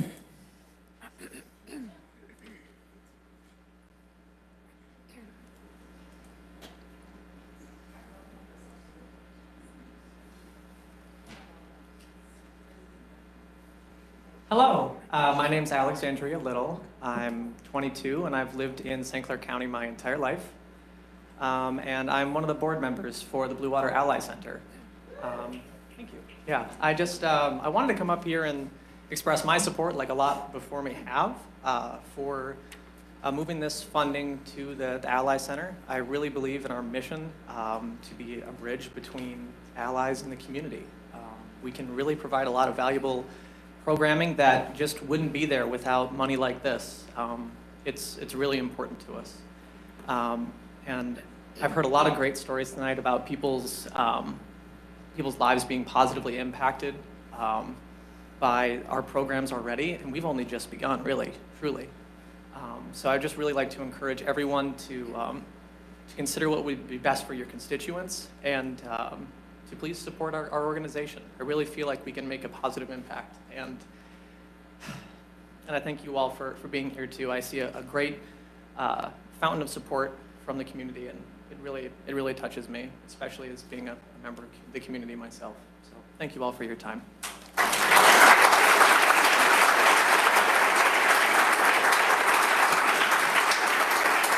Andrew Ball. Andrew Ball.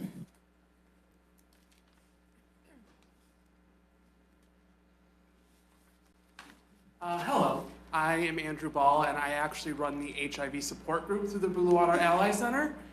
And we've had a lot of discussion about the LGBTQ community, and that is what we specialize in. I am a gay man with HIV. But yesterday I was speaking with Odyssey House, and they were talking about how members of the Odyssey House and people who go to support through them also have HIV. Don't have a support group to go to, don't have any kind of blanket to go to, and are not part of the community. And my support group is for them also. We're focusing heavily on what we are focused on, but we are a community center for all. We are a blanket and a safe space for the entire community to go to. So the idea that it's only focusing on minority is not the truth. We also are pulling in people. We had 1,100 people on that Pride that we had in June. That is 1,100 people that came into the city to come to Pride. That is money that is going back into the city, so we are also at the same time providing funds to the city back. So I just think it's really important that we realize that it's not just for the LGBTQ community. We are offering support groups, we are offering Ask the Doctors. These are things for everyone to go to and everyone can benefit from.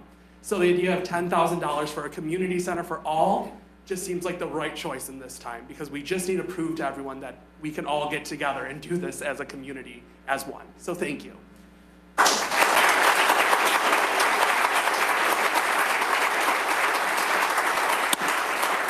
Tyler Pond. Tyler Pond.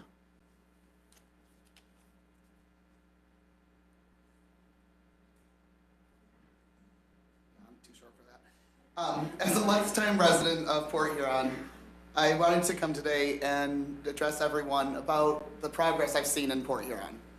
I've been here for over 30 years, and graduating from Port Huron High School, I can say that we have been moving in the right direction. I wasn't respected as a student there, even though I was achieving a 4.0 grade point average. I was told that my feelings did not matter. I was told that I would be addressed as my birth name, Sarah. And I don't say that name lightly, because the things that I experienced while going through my life using that name are not how I identify. I feel most comfortable as myself, Tyler, and I have finally found a community in my hometown that supports me. I went to that Pride where there were over 1,000 people there. I saw coworkers that I was afraid to talk to in the hallway because I didn't know if they would support me. And then I went back to work over the summer, after the summer, and I saw people that I recognized. And I felt like I actually belonged in this city for the first time in 30 years. On the $10,000 for the Allies Center, I was looking at the numbers, and I was hearing that according to the census, the LGBTQ plus community is approximately 6% of our community. $10,000 out of that 7 million is 0.14%. So allocating 0.1% to 6% of the population is not a stretch. And if you can help one more person feel comfortable, welcome here in the community, it's worth it. We provide a lot to the community. We provide support to everyone here, not just the people within our LGBTQ plus community. We have family members that have learned to love their own siblings, learn to love their grandchildren, learn to love their children for who they are, because they were able to talk to another person that has a queer family member. They learned that they can work through their emotions together and accept one another because they have an ally in another family member that has gone through something similar. And if we can help other people love one another, I think it's worth the money. Thank you.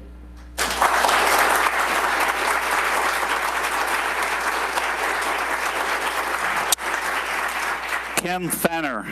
Kim Fenner. I had two in there. Kristen Howie.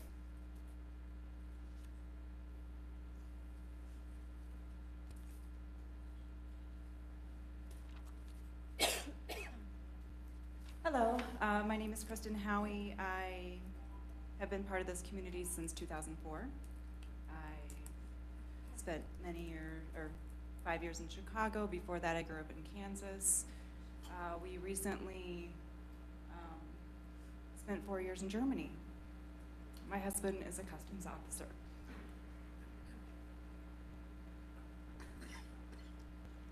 I come here with a mother because excuse me, this is very emotional. There was a survey done for the Port Huron area school districts. back in the spring. And a common theme from all schools was that there was bullying against LGBTQ kids. My kid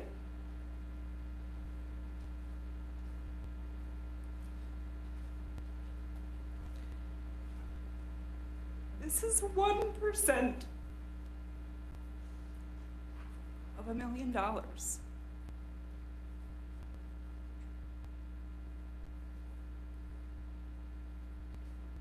I think it's ridiculous that anyone would even go against it. It's to help our community. I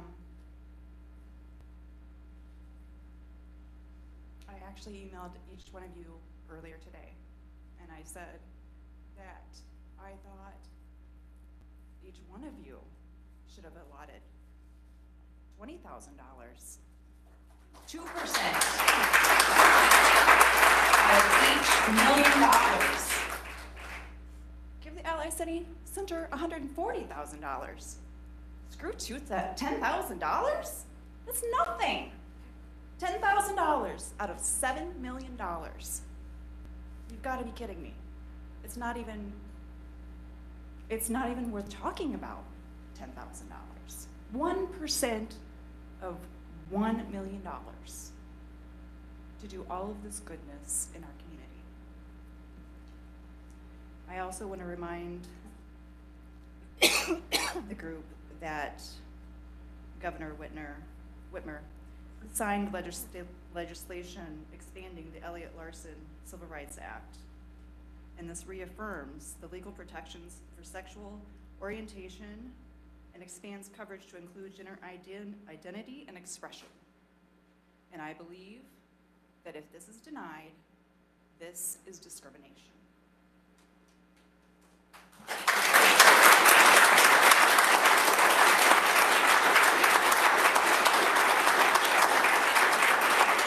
M.V. Collins. M.V. Collins.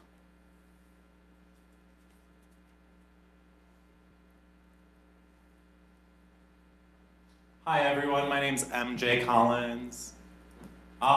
Looks like a V, just for the record. Oh, Sorry. yeah. I just write incorrectly. That's also for the record.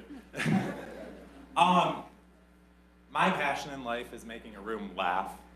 But I take this very seriously. I was adopted when I was 5 years old, standing in front of Judge Brown, into a family that said that they loved me unconditionally until that condition came along. When I was 15 years old, and I was told that I was no son of theirs. When I was told, you can make your own decisions when you leave our house. When I was told that I wasn't worthy of love. You know what's funny about the comparison and difference between what seems to be two sides here is I see a lot of allies, straight people, people who aren't allies, people that misunderstand our community and misunderstand where we're coming from. A lot of us were told that we're not good enough. A lot of us. And I work every single day. It is my passion in this community to make sure someone who is like 15-year-old me feels seen. I hated myself so much I tried to change who I was. I now, as a result of that, I do have one great thing, that is a 6-year-old daughter.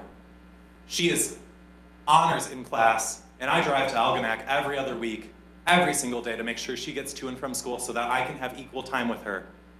Because that is important to me. She is the most important person to me. So when I look at this from my own experience, it saddens me that there is a question against this. But when I look at it from the standpoint of an active father who takes an active role in my daughter's life every day, it doesn't matter to me if she turns out to be gay. It doesn't matter to me if she turns out to be straight. That, she can decide when she comes to that point. But she knows she is surrounded by love. There is a boy in her class, Hunter, who last year, I was called into a special meeting with the teachers because my daughter told Hunter that she was so proud of him for accepting his feelings and that it was okay to cry because the other kids were picking on him because he would misbehave in class. He was misbehaving in class because his parents had died in a car crash months before. And what a change in the world to show your children and show your community that you can show love to anyone.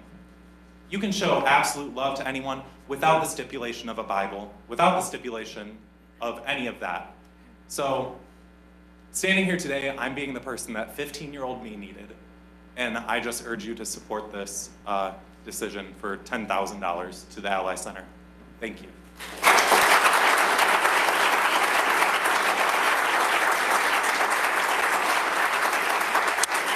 Kristen Sikori. Kristen Sikori.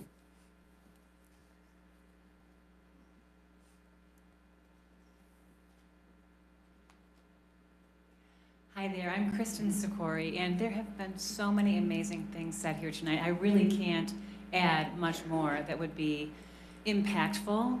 However, speaking as just an ally, I'm a straight, white, privileged woman who's grown up in America and have spent the last 3 years investigating my faith, my beliefs, my biases, my conditioning, and am so happy to be able to say that being here tonight with this group of people who are the most loving, the most safe, the most unconditional people.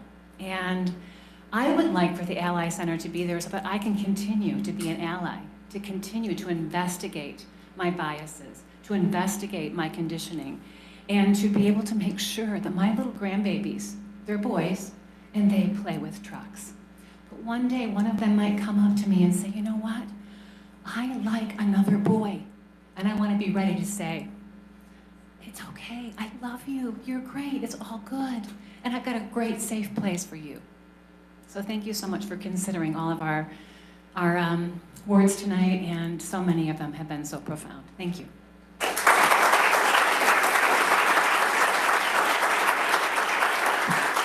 Aaron Schweihofer. Aaron Schweihofer.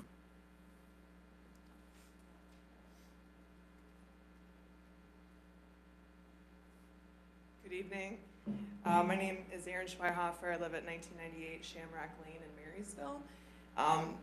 I've lived and worked in St. Clair County for 15 years. I came here tonight in support of a friend, Dr. Hurtubise, who helped to found the Ally Center. I think I made a lot of new friends tonight just hearing some of the things that were said, and I was moved to speak on behalf of, I think, a lot of people that aren't here. I've worked in education for 15 years as a teacher, a coach, and a high school administrator. I've seen a lot of youth that have struggled, not feeling safe and supported, and I appreciate that they are increasingly having a voice in a community where they feel like they have a safe space. So I took a couple notes while I was listening to some things tonight, and I just wanted to share that with you. That first and foremost, I'm an ally. I am a straight female. I'm also a wife and a mother to 2 children. My husband was born and raised in Marysville, and I would like to do the same, but it's conversations like this that make me question if this is the right place because of the future of the county. And I know there's a lot of young parents like myself who also are wondering about where the county is headed. So I think that a vote to support the Ally Center and the small amount of funding that is potentially allocated to them would be a step in the right direction. I think you could, I know you've heard a lot of different angles, I think you could also consider it an economic investment, and I want to go over a couple of those reasons. I know it might be difficult for anyone on the board or some other people here to reconcile a yes vote with their religious beliefs or their personal values, and I just want you to consider another perspective, that it's really a small amount in the grand scheme of things. We as a county, we provide recreational opportunities for youth, for elderly citizens, and we try to reach out to all different parts of our diverse community, and this is a huge part of it. Whether you accept it or not, we're here. So it means that it's time to acknowledge and validate.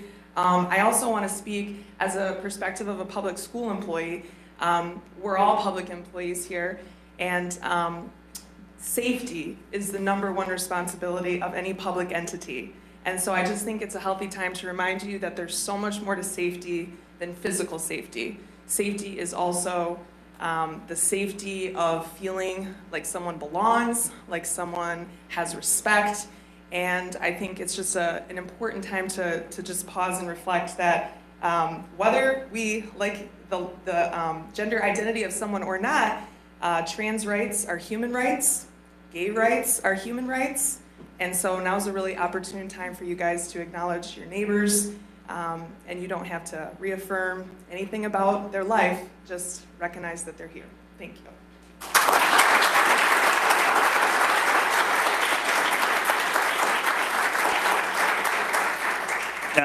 Marcy Dombacker. Marcy Dombacker.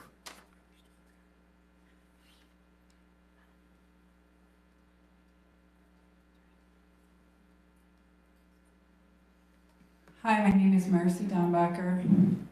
I was literally playing Dinosaurs Can Live on This Earth too about 30 minutes ago. I had no idea this was going on. I would like to share my experience with the Blue Water Ally Center. First of all, I'm a straight, married mother. My son was tragically killed at the age of 13 on Memorial Day of this year.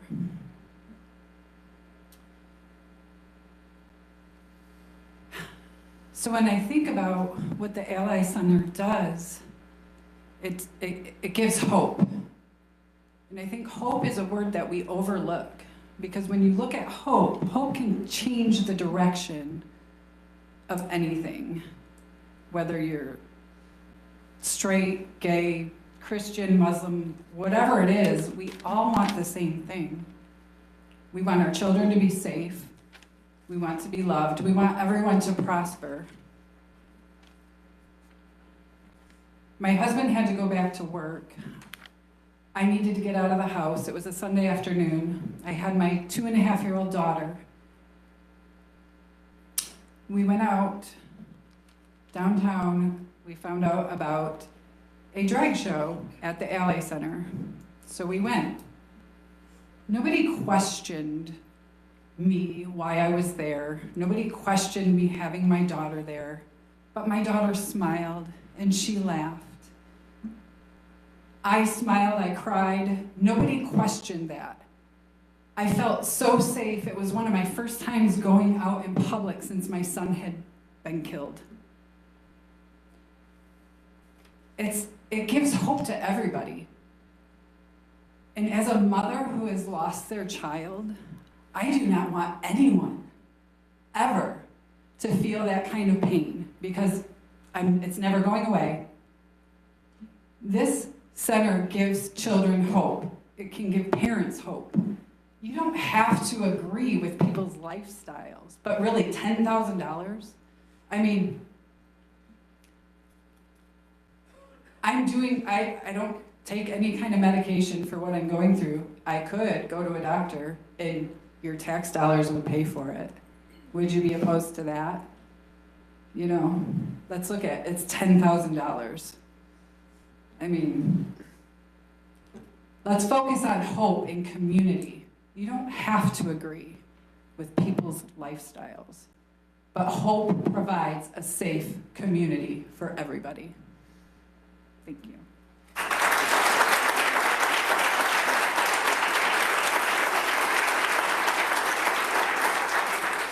Jenna Beatty. Jenna Beatty.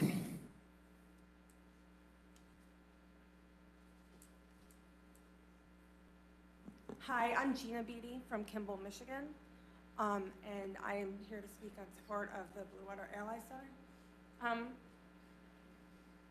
Sorry. As an autistic gay youth that went to school in Marysville, I was never supported. And I would have loved to have this Blue Water Ally Center.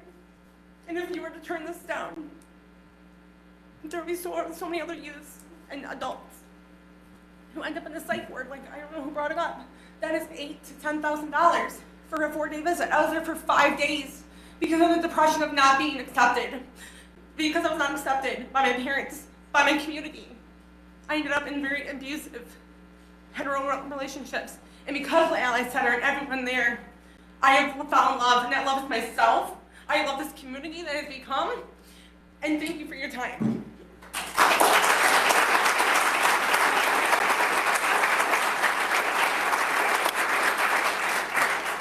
Benjamin Sonsman?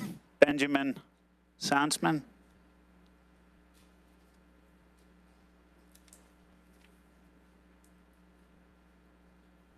Hi, my name is Benjamin Sonsman. I live in Port Huron. I'm also one of the founding board members of the Blue Water Allies. I sit on the programming committee, so I help people to run classes and events in our space. I also teach mosaic and stained glass classes for beginners and families at our center. And recently, I began running a transgender social circle where young adults that are transgender can come and find community with people that have similar experiences to them. I spend so much of my time volunteering for this organization because I see the positive impacts of the Blue Water Allies on myself, my friends, and my community every single day. As a transgender person, I worry about my safety almost daily as I move through the world. All I want is to exist authentically without threats of violence, hate, or discrimination. So the fact that every room that I walk into, I have to judge whether or not I'm going to be safe in that room, that nobody should have to experience that. Nobody deserves to live in fear for being themselves. The Blue Water Ally Center is a clean, safe, and welcoming space for kids, teens, adults, and families. At the Blue Water Ally Center, everyone walks through the door knowing that they are valued and wanted there. Having a safe space is important for all kinds of people, regardless of whether or not you identify as LGBTQ+. Safe spaces provide room to grow and connect with others without fear of judgment. So the idea that anyone could see the good that we do and directly oppose it is baffling to me. I have seen and helped coordinate so much generosity to our community through the Blue Water Allies, including but not limited to running benefit shows to raise money for families in need, connecting young adults with mental health and physical health resources to set them up for success. I'm currently planning a Thanksgiving community meal and a Christmas clothing drive at the center. These are open to the public, not just LGBTQ people. We would like to provide to all members of our community. We really are just here to help. The Blue Water Ally Center is a safe space for everyone. It's really not about us being queer, it's about being kind. Thank you for your time.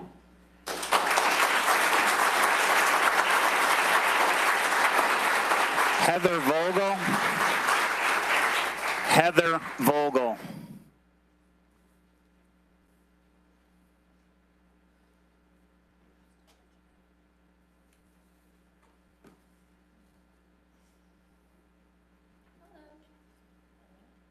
Thank you for your time. My name is Heather Vogel. I live at 2403 Elmwood here in Port Huron. I have been a homeowner here in Port Huron for 2 years now, and I also identify as queer and I'm a member of some of this community that showed up today.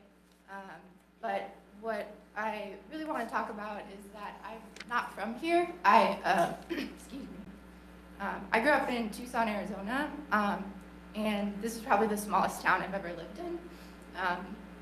Sorry, public speaking's hard. I can be judgmental sometimes, like a lot of us, and I was really scared moving to Port Huron, because I've also experienced a lack of safety or a sense of lack of safety for my identity, especially as people get more pitted against each other as time goes on in these years. But I was wrong when I got here. There is such a beautiful queer community here, and I'm like so grateful to be a part of it.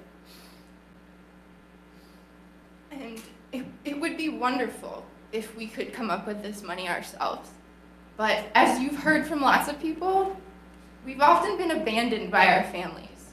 We don't have support. Any money at all would be great, and oftentimes we're not able to provide that ourselves. And so having taxpayer dollars go towards that, such a small amount of taxpayer dollars, would make such a huge, huge difference for this community here in Port Huron. It would make people like me feel more welcome. My spouse is from here.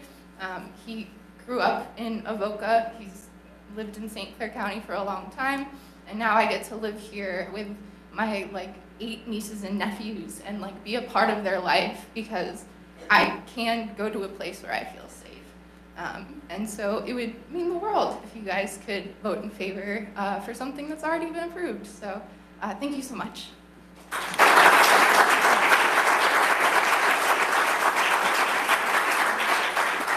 Okay, that's at the end of public comment. I did receive one email from Patty Samar for support of the ARPA funds being used for the Blue Water Ally Center. So, unfinished business, we have none. Item 12 with new business. What I want to do is I want to actually move this up. Item S will take that because I think the majority of the people are here for that. Then I can take a bathroom break. I can't believe I made it this long. It's an over 50 thing. I don't think so. We'll just, item S, Commissioner Beeden District 3 American Rescue Plan Project. Do I have a motion? At this time, I make a motion to approve the District 3 American Rescue Plan Project, allocating $9,675 for renovations to the Blue Water Ally Center. Support. Discussion. I would just like to say thank you all for coming and for bringing the Ally Center here. There are probably people in this room who will never visit the center, and so you gave them a great gift of bringing it here for people to just see the loving community. I represent everybody in my district, and I know that there are people in this room who are in my district and throughout the county, and I'm proud of everyone who shared their story tonight, and I just appreciate you being here. Yeah, and I'll be brutally honest, I'm not familiar with the organization. Each commissioner did receive $1 million, but this was actually the previous allotment, if I'm not mistaken. Lisa, you had the original $500,000. And what I didn't really, my intent is when we did this as, commission was not to tell commissioners what priorities are in their district. I kind of wanted to leave it up to each individual commissioner. Go to your districts, talk to the electeds, figure out what the priorities are. At the end of the day, you got to get elected in your area, so you work with the individuals. And I, support and respect Lisa's bringing this forward, and I support her. David? Yeah, I appreciate large crowds. I love you when the residents come to our meetings to give us their viewpoint, whether I agree with it or not, or any of us agree with you or not. I really support, I like a full crowd.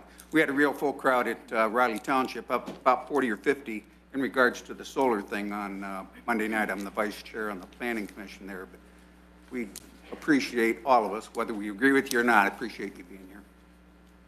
Okay, any other comment? Steve? I think the people here do deserve a thank you for coming. I do want you to know that you are respected. I do listen. One of the pastors said she takes her religious beliefs extremely seriously and her civil duty extremely seriously. I do as well. And it seems in today's society there are a lot of differences that are unbridgeable, and I think it creates huge problems. Oops. Yeah, sorry about that. I think that's part of the problem, is there's a lot of differences and they're not bridged or don't get bridged. You're entitled to know how I'm going to vote. We'll vote here in a moment on this. I'm going to talk a little bit about this report that's on the agenda, consent item 8B. I looked at the various, I vet everything very thoroughly, and I didn't know anything about the Ally Center. I looked into it as best I could, went to the website, up, down, backwards, sideways, inside, out, clicked on everything, looked at everything. Couldn't find a single name. I called around, who is it, put a face on it, kind of a thing. Did a layer search. Here's incorporators. I'm an attorney, so I can fiddle around with that stuff. Okay, here's who set it up. I knew one person who was actually a former client of mine. I hadn't had a chance to reach out to her. But anyway, so I looked at it very seriously. In my district, this initial allocation, Jeff's talking about $500,000. Not one penny was spent towards 501c3 allocations. In District 3, Lisa's district, just about every one evidently had some Radio First, Mid-City Nutrition, Blue Water, Recovery, Hunter Hospitality, 38,000. Sons, Dementia, Alzheimer's, United Way, a lot of things. That was as Jeff said, you know, the commissioner works maybe in the district and talks about how to put that out. I was a pretty simple thinker. I'm just new to the board as of January. My predecessor, looking at the District 3, there wasn't anything for nonprofits. And I did agree with I do agree with the people that said that donating money to nonprofits, there's nothing wrong with that. It's allowable under the Arbor Treasury regulations. I've actually read them, as boring as it might sound. But, you know, whether it's 1% of a million, you know, 10,000 is nothing. You know, no, every dollar is taxpayer money. Every dollar has a purpose. But I have to structure, how am I going to look at this, right? There's no playbook for being a commissioner. There's nothing that says how you're going to do it. To me, it's not my money to funnel into something I believe in, various 501c3s and so forth. Out in my district, it was road gravel and sirens and whatever, you know, the former commissioner had allocated.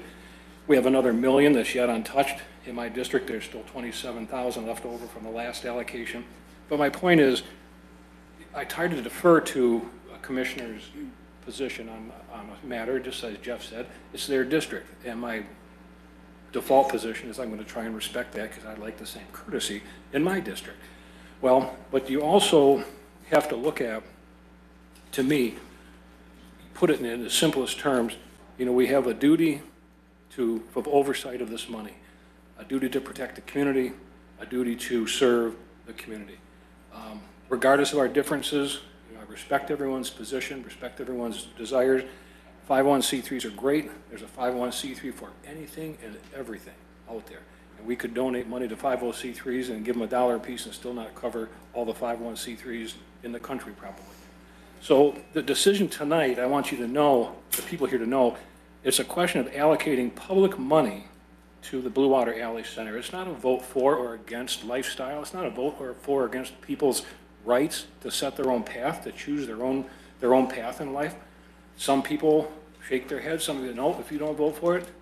One person said, well, if you don't vote, that says who you are, what you're all about. Well, that's your opinion. To me, it's public money. Personally, it's printed out of thin air. I'd pay it all back to the Treasury. I'd send it all right back and put it on national debt. I don't want my children or grandchildren paying for money that's produced in the fashion that it was. Treasury regulations say you can't even do that. That's illegal under we can't pay debt with that. That's how this is all set up, right? We're stewards of the money. To me, it's not found money. It's not free money. It's public money. We have a duty to provide the oversight. So in this case, I want to know what is the best use for the greater good of this money. Everything I look at is what is the best use for the greater good. The Alley Center, I've learned a lot tonight. I spoke with your vice president, who I'd never met before.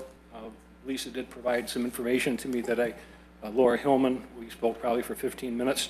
I did listen carefully and we talked about it. But my point is, you know, we're supposed to look to, for me, what is the best purpose for the greater good? I asked her what level of the population does it serve? She wasn't sure. I couldn't find out. I tried figuring out, is it 1% or 5%, or I couldn't figure it out from that perspective. But, you know, what segment of the community does it serve? But who's going to administer it? You know, it's important to me who gets this and how does it administered? The website invites people to come on, and you want to be a teacher, tell us how much time you need, you can contribute. Are these professionals, lay people? You know, it's what are the rules, what are the policies, what are the bylaws? That's how I think. I could not satisfy myself to any degree that I really knew how it was going to be administered. It's doing good things. From what I hear from people tonight, there are people here that have found community, have found love, have found peace. That's a huge blessing for everyone to do that. So the vote here tonight, my vote is not going to be a referendum on gay versus not gay or any of the other stuff. It's going to be, to what purpose do we put this type of funding? In our community, we do have public services, community mental health, health department, private services, Center for Human Resources, Catholic Social Services, Professional Counseling Center. These are notes I made just before the meeting on what I might talk about, and it was touched by other people. Faith-based communities, many religious organizations are trying to reach the same people that Alley Center is trying to reach, but for a different goal, you know. But there are things out there for people to get support. So what is it? Who is it? I tried to put a face on it. I had difficulty, you know, doing that. But I did look at the website. I did look at everything that was provided. The one issue, the other part of this is the duty to protect. And it's a huge issue for me and everybody in this room, I'm sure, to protect children and vulnerable adults. If you're an adult and you're competent, you can make your own decisions. It's a free country. You can live your life, make your decisions, and that should be respected and promoted. But the website talked about children, 15, younger, education, these types of things, and I couldn't tell what they were going to do in that regard, how it was set up, who was doing it, any of that. Now, you have to understand too, I'm 63 years old.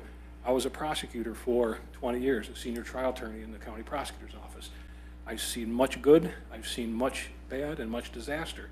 Many years ago in the late 90s, there was a Center for Youth, Disturbed Youth in the city of Port Huron, Clear Choices, and it's well-funded. Darling of the community. People strove to it. There were prosecutors on the board. Well, the person that ran it was a bad guy, and he ended up perpetrating on some kids, and he went to prison. You know, it always stayed with me. So I'm not saying Alley Center is anything like that, don't get me wrong, but I want to know, I asked the vice president, what are your policies? What are your procedures? What is the oversight? What assurances do we have? To me, I need to do that for the community before I can give a nod to an allocation. I talked to other nonprofits in the community that I've known for 3 decades. What do you think about this? Well, it's brand new. They ought to at least get a couple years under their belt because it takes a couple of years to find out if you're viable. This was incorporated on April 4th of this year. They're just getting started. Even the vice president says, well, they're trying to work through getting all this out. There was a link to the website I couldn't find that did have all of the board of directors listed on it. I did get that. There was a glitch with their system. So I tried to vet it as best I could. But again, to me, I think we should wait to make this type of allocation, even if we allocate it from a general fund. This is ARPA money. And people think, well, it's found money or it's free money. It's ARPA money. You know, my district historically has not made allocations to 501c3s. I'm not inclined to do so at this point, but I have at other times as a board member in previous boards, previous terms, supported like United Way and things like that. So I'm not saying we can't do it, but I need to know how they're doing, get a track record, and make a reasonable decision on that, other than just what I might call virtue signaling. Okay, let's all run to the table and just do this because that's what virtuous people do. I'm very cautious, maybe to my disbenefit, but again, that's where I'm coming from on the vote. I'd ask the other commissioners to consider that and vote your conscience. And I do thank you all for coming, and I do appreciate everything you said, including some of the stories that I got from some people that I called who had friends who were, I guess you call it queer, that killed themselves. And it's very sad, and it personally very sad. No one wants to see that. I love everyone, as you all people all love everyone. The other thing is with you know, where we're going to go with this going down the road, I just can't support it at this time, given what I know at this time. So. Let's call for the vote. Roll call. Commissioner Smasko? No. Commissioner Baldwin? Yes. Commissioner Beaton? Yes. Commissioner Torello? No. Commissioner Rushing? No. Commissioner Vandebosch? Yes. Commissioner Chairperson Bowman? Yes. All right. I got to take a bathroom break.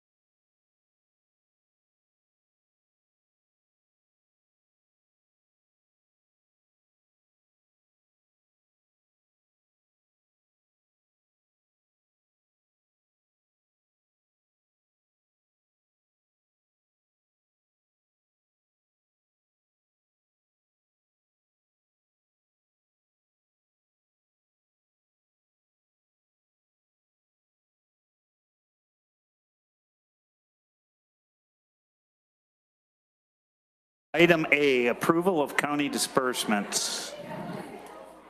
At this time, I move to approve the August 2023 county disbursements in the amount of $33,265,800.29. Second. Any discussion? Roll call. Commissioner Baldwin? Yes. Commissioner Beeden? Yes. Commissioner Torello? Yes. Commissioner Rushing? Yes. Commissioner Vanden Bosch? Yes. Commissioner Samasco? Yes. Jeff, Commissioner Chairperson Bowman? give me 2 minutes, please. Yeah, go shut the doors. Oh, Paul's got it. He's got it. Paul's got it, David. Can't hear. He's such a good sergeant at arms. I never have such a I've been through several. He's got a passion for it. Okay, we got item B. At this time, I'd like to make a motion to approve the contract for the NOR for the Health Department renovation and relocation architectural services in the amount not to exceed $557,485. Support. Discussion. Actually, I know one of the people that bid on that, and they said that this group that we were picking is very qualified. You know, they said, well, it was Vince Cataldo, he said all three of those are qualified, but these guys are super qualified too. So when your competitor that you lost to is telling you they're good, and they're probably pretty good. So roll call. Commissioner Beeden? Yes. Commissioner Torello? Yes. Commissioner Rushing? Yes. Commissioner Vanden Bosch? Yes. Commissioner Samasco? Yes. Commissioner Baldwin? Yes. Commissioner Chairperson Bowman? Yes. Item C. Mr. Chair, I'd like to make a motion to approve the agreement for the medical examiner services with Michigan Forensics for a term of 4 years, 01/24 through 12/27, in the amount of $3,378,854. Support. Discussion. That's the Spitzes group. He's been with us for quite some time now. Roll call. Commissioner Torello? Yes. Commissioner Rushing? Yes. Commissioner Vanden Bosch? Yes. Commissioner Samasco? Yes. Commissioner Baldwin? Yes. Commissioner Beeden? Yes. Commissioner Chairperson Bowman? Yes. Item D. This time I would move to approve the 4D Cooperative Reimbursement Program Agreement with the Michigan Department of Health and Human Services for a term of October 1, 23 through 9/30 of 28 in the amount of $24,518,941.79. Support. Discussion. Roll call. Commissioner Rushing? Yes. Commissioner Vanden Bosch? Yes. Commissioner Samasco? Yes. Commissioner Baldwin? Yes. Commissioner Beeden? Yes. Commissioner Torello? Yes. Commissioner Chairperson Bowman? Yes. Item E. At this time, I'd like to make a motion to approve the grant agreement with Michigan Indigent Defense Commission for the Public Defender's Office for a term of October 1st, 2023 through September 30th, 2024 in the amount of $3,593,694.46. Support. Discussion. Roll call. Commissioner Vanden Bosch? Yes. Commissioner Samasco? Yes. Commissioner Baldwin? Yes. Commissioner Beeden? Yes. Commissioner Torello? Yes. Commissioner Rushing? Yes. Commissioner Chairperson Bowman? Yes. Item F. Mr. Chair, I'd like to make a motion to approve secondary road patrol grant application in the amount of $228,118. Support. Baldwin? Discussion. All in favor? Aye. Those opposed? Item G. At this time, I'd like to make a motion to appoint Darcy Folkowski to the Homeland Security Advisory Council representing utility gas alternate. Support. Discussion. All in favor? Aye. Those opposed? Item H. This time, I move to approve the agreement with the Michigan Department of Human Services for guardianship services for a term of 10/01 of 23 through 9/30 of 2024 in the amount of $79,900. Second. Discussion. Roll call. Commissioner Samasco? Yes. Commissioner Baldwin? Yes. Commissioner Beeden? Yes. Commissioner Torello? Yes. Commissioner Rushing? Yes. Commissioner Vandenbosch? Yes. Commissioner Chairperson Ball? Yes. Item I. This time I'd like to make a motion to approve the grant application for the Raise the Age grant for the Family Division of Circuit Court for a term of 10/1/23 through 9/30/24 in the amount of $273,240. Support. Discussion. All in favor? Aye. Those opposed? Item J. Mr. Chair, I'd like to make a motion to approve the agreement for law enforcement services for Anchor Bay School District for a term of 9/1/23 through 8/31/26 in the amount of $248,890. Support. Discussion. Roll call. Commissioner Baldwin? Yes. Commissioner Beeden? Yes. Commissioner Torello? Yes. Commissioner Rushing? Yes. Commissioner Vandenbosch? Yes. Commissioner Samasco? Yes. Commissioner Chairperson Ball? Yes. Item K. This time I'd like to make a motion to approve the agreement for law enforcement services for Memphis Community Schools for a term of 8/1/23 through 7/31/25 in the amount of $165,907.02. Support. Discussion. Roll call. Commissioner Beeden? Yes. Commissioner Torello? Yes. Commissioner Rushing? Yes. Commissioner Vandenbosch? Yes. Commissioner Samasco? Yes. Commissioner Baldwin? Yes. Commissioner Chairperson Ball? Yes. Item L. This time I would move to approve the contract with Mackenzie Concrete and A&S Steel for the Sheriff's Department building for storage garage in the amount of $31,454.90 to be paid by allocation of ARPA funds. Support. Discussion. Roll call. Commissioner Torello? Yes. Commissioner Rushing? Yes. Commissioner Vandenbosch? Yes. Commissioner Samasco?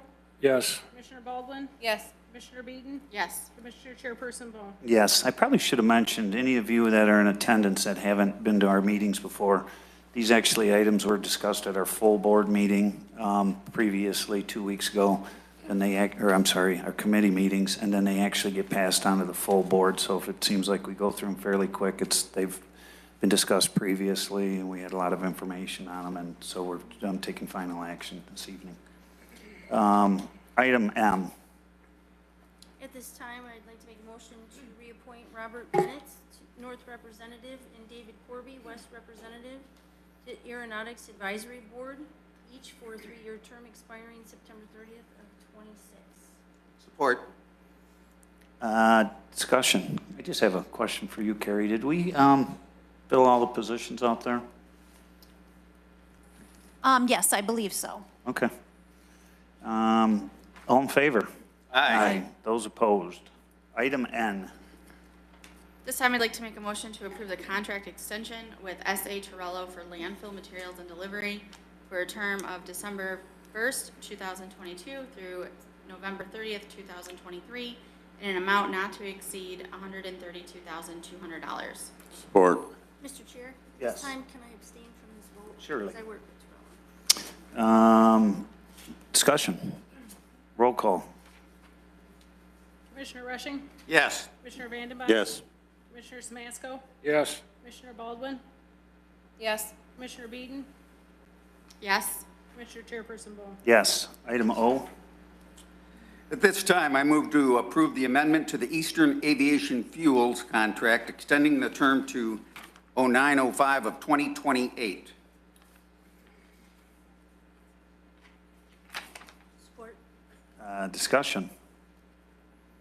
All in favor? Aye. Those opposed? Item P.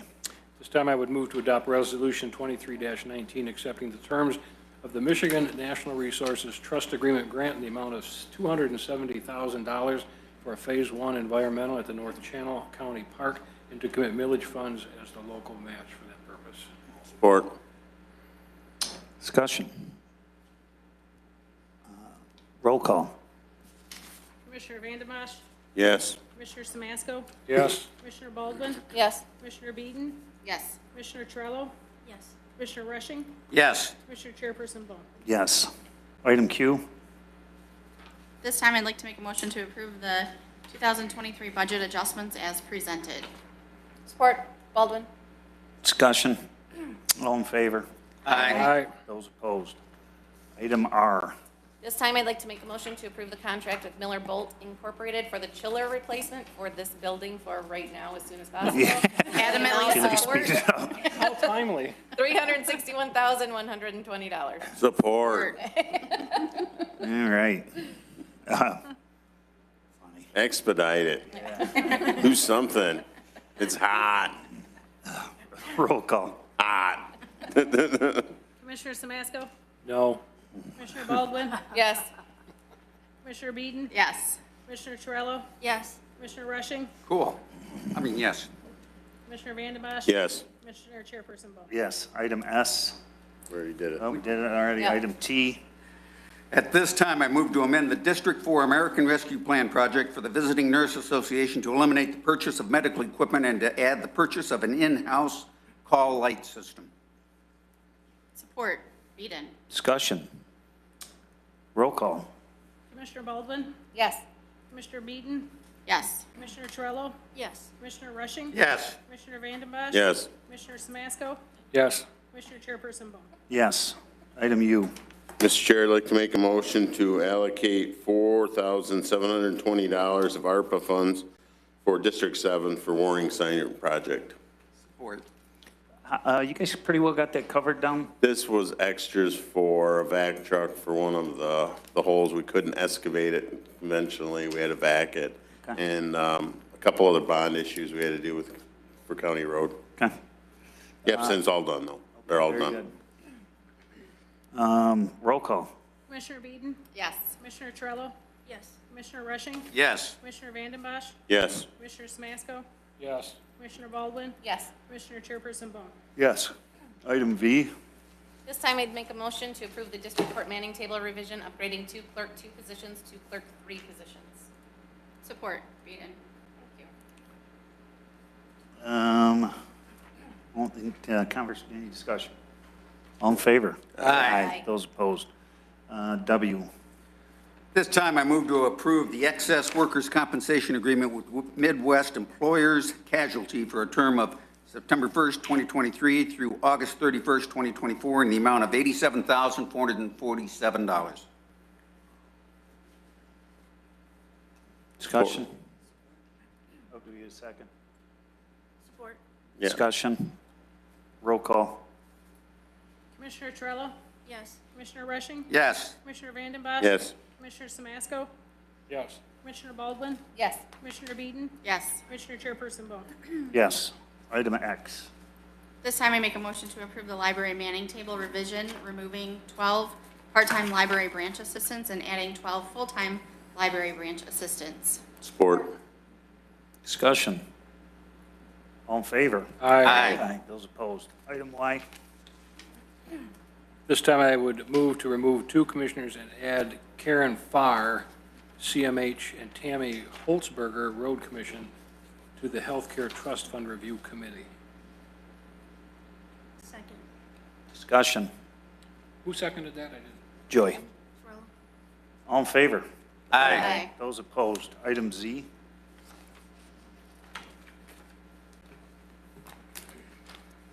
Well, are we?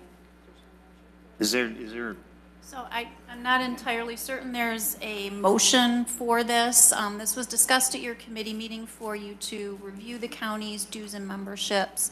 We did bring it forward because we were kind of unclear what direction the board wanted. There was some discussion on, as the items come up, to bring them separately and have the board consider them at that time versus reviewing the list as a whole. So if there's any changes the board would like to make or that you would like to see us amend for next year's budget, you could let us know. You know, if not, if everybody is happy with the existing list and continuing with that, we can do that as well. I had a question. Sure. You know, there was some interest in the allocation to the EDA, the 308,000, whatever it was. And it was Ms. Prill. She sent me an email, and she's been here talking about it. And what I told her was, I said, you know, when this came up at committee, I asked Dina to get me some information on the history of the various dues and so forth. And none of them really went up more than 3 to 5%. And we'd made an allocation to the EDA for the last 5 years at least in pretty much the same amount, if not the same amount. So And historically, Dan Casey provided me with the articles of incorporation and bylaws and all the stuff for EDA going way back to formation. So we've had a long history of supporting EDA, and even Ms. Prill agreed that yes, EDA is beneficial, but what I did discuss with her, I said, see if there's an interest on the board, maybe Carrie or someone could put it together. You know, for wages and things, we look at comparables. So I'd be curious, from a county perspective, Kent, Jackson, those kind of counties, what do they spend on EDA? You know, are we in line, we paying more, we paying less? And I explained to her that the leadership of the board can kind of direct, and the flavor of the board can kind of direct how much we invest in EDA. And it may be different from county to county, but I think that would be worthy to look at to see where we stand. And I know Jeff is big on EDA, he's on the vice president, all of that. We have good conversations, bad conversations about all that, and we continue to go, you know, around those things. But that is what we're doing presently, and I would not support changing that, or, you know, I asked her, I said, what do you want us to just defund it? Well, no. So maybe look at that to see, I'd be curious to see where we stand on that. And then if there is some allocation, more or less, you know, I'm always looking at, you know, ways to save money, or if we need to give more, but at least look at it. So two different ways EDAs are funded. Ours is probably the method that would be used the most, which I say ours, the county EDA, it's a combination of public, private, okay? When you go to Macomb, when you go to Oakland County, those are county departments, and they have to fund them 100%. If you didn't have the EDA and you had nobody doing that work, you know, with companies, and obviously I'm passionate about it, I sit on that, but I do sit with 99% of any and every company that's even looking to come to St. Clair County of any magnitude. And if you look at like the Magna plant we so often talk about, if you didn't have Dan Casey and his board, I guarantee you that plant would have never landed here. There's just so much work that you gotta do. Yeah, just a couple things. I already had my questions and concerns on the dues and memberships, but roughly, just for justification on the EDA, because it's easy target, Magnum, what kind of revenues do we get tax-wise from just that one business in St. Clair County? Your best guess, maybe. Very nice. So this next plant's gonna produce about 1.5 to 1.8 million out of that, but there's going to be a tax capture for probably a period of 6 to 8 years because the city has to put in massive infrastructure to 10 million supply that. Our portion, I think on the first phase was probably 150 to 200,000, if I'm not mistaken.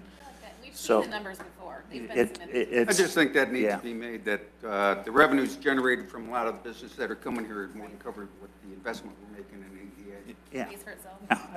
I'll have Dan Casey get that. It's interesting. Those are major taxpayers from all. Well, I did send to Libby Pearl today the financial report that Dan has sent me from the website. So that's where she got her numbers. The 308,000 is about a third of that budget. You know, and if other counties fund it, part of the issue repeatedly from some of the public is, you know, who's controlling EDA? Well, it's a nonprofit corporation. There's people on the board. If it was internal, then the county would control it.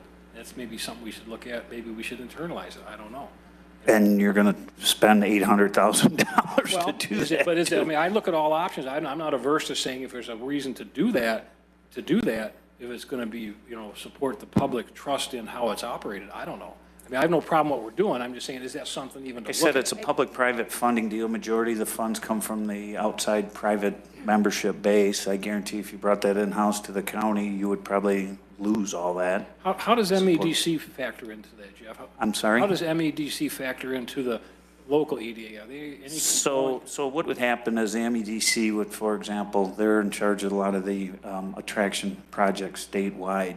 So the first, a project, for example, the Magna project first came to the state of Michigan, the MEDC, and said, we are looking for different sites. Do you have of X, Y, and Z? And the state doesn't tell you. So when you talk about these NDAs and stuff, the state of Michigan doesn't even tell you who the company is. Okay, they just say we have a manufacturing company looking for X amount of acres, so on and so forth. Why is that, Jeff? Why do you think they have the cloak and dagger on that? Just Proprietary, you think General Motors wants Ford to let them know why? you know, I mean, it's competition, right? I mean, Oh, trade. see, so the company doesn't want to let it out. The company. Oh, big time. And it Big keeps time. speculation down. All The right. speculators can drive Okay. the price of real estate through the roof. Yeah, so then a lot of the MEDC too, they have different incentive packages that they actually offer for job creation, you know, those types of things. But majority of the things that we get in the county would come through the MEDC, then the MEDC would contact Dan, then we would show them the different sites and the different things that we would have. And then generally what happens is there might be, oh boy, that Magna was around 32 or 34 sites in 3 different states. And then they whittle the list down, whittle the list, and then you get shortlisted. That's usually, so they submit a lot. I mean, if you get 2 out of 10 in the EDA world that you land, you are a Hall of Famer.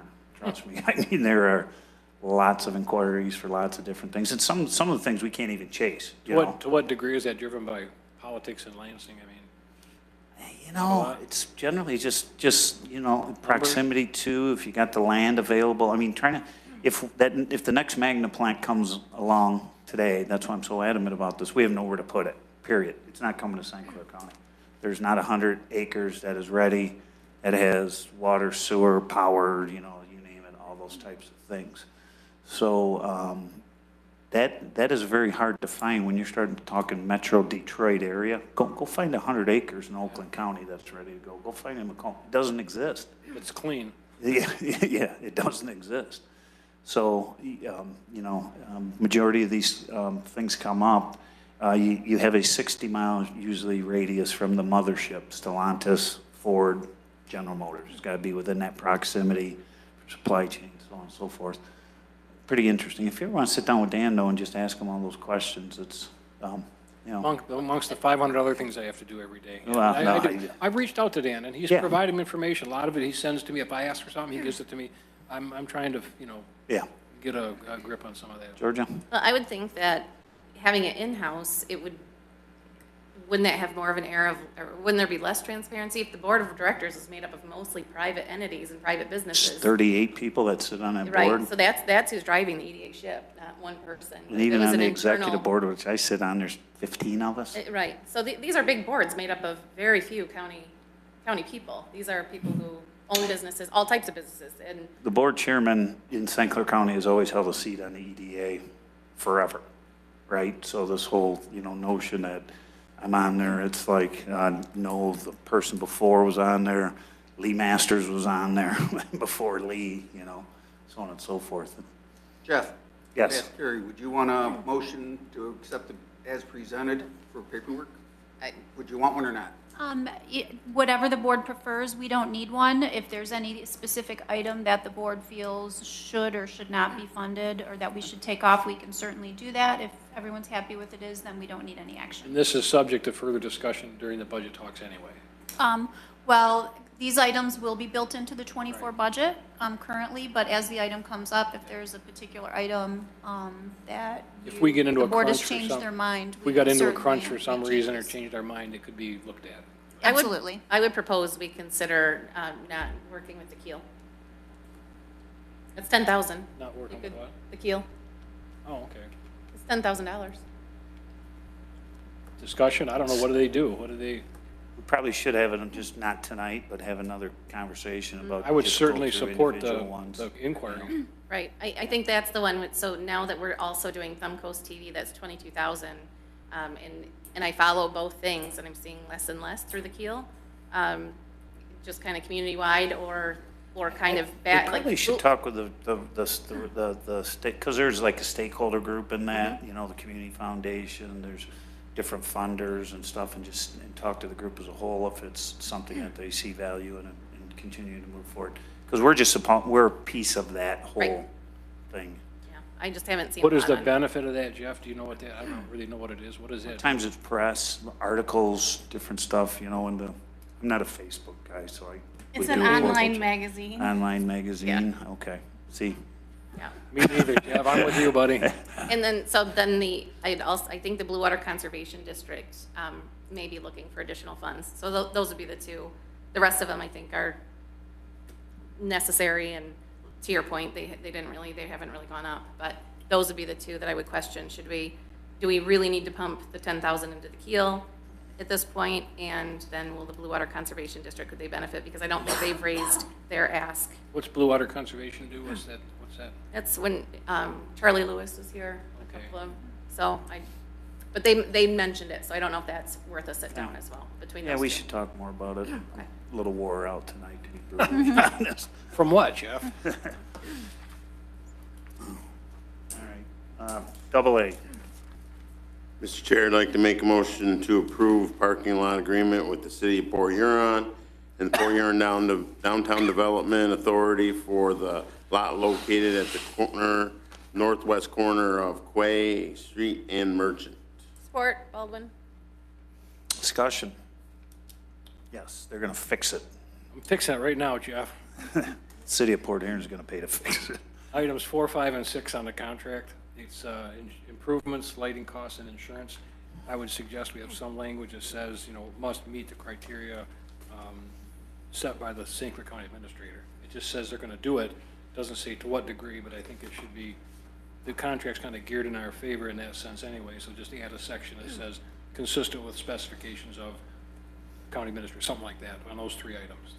That's all I'd like to see that. I would move to amend it formally at this time, or discuss it, or do something with it.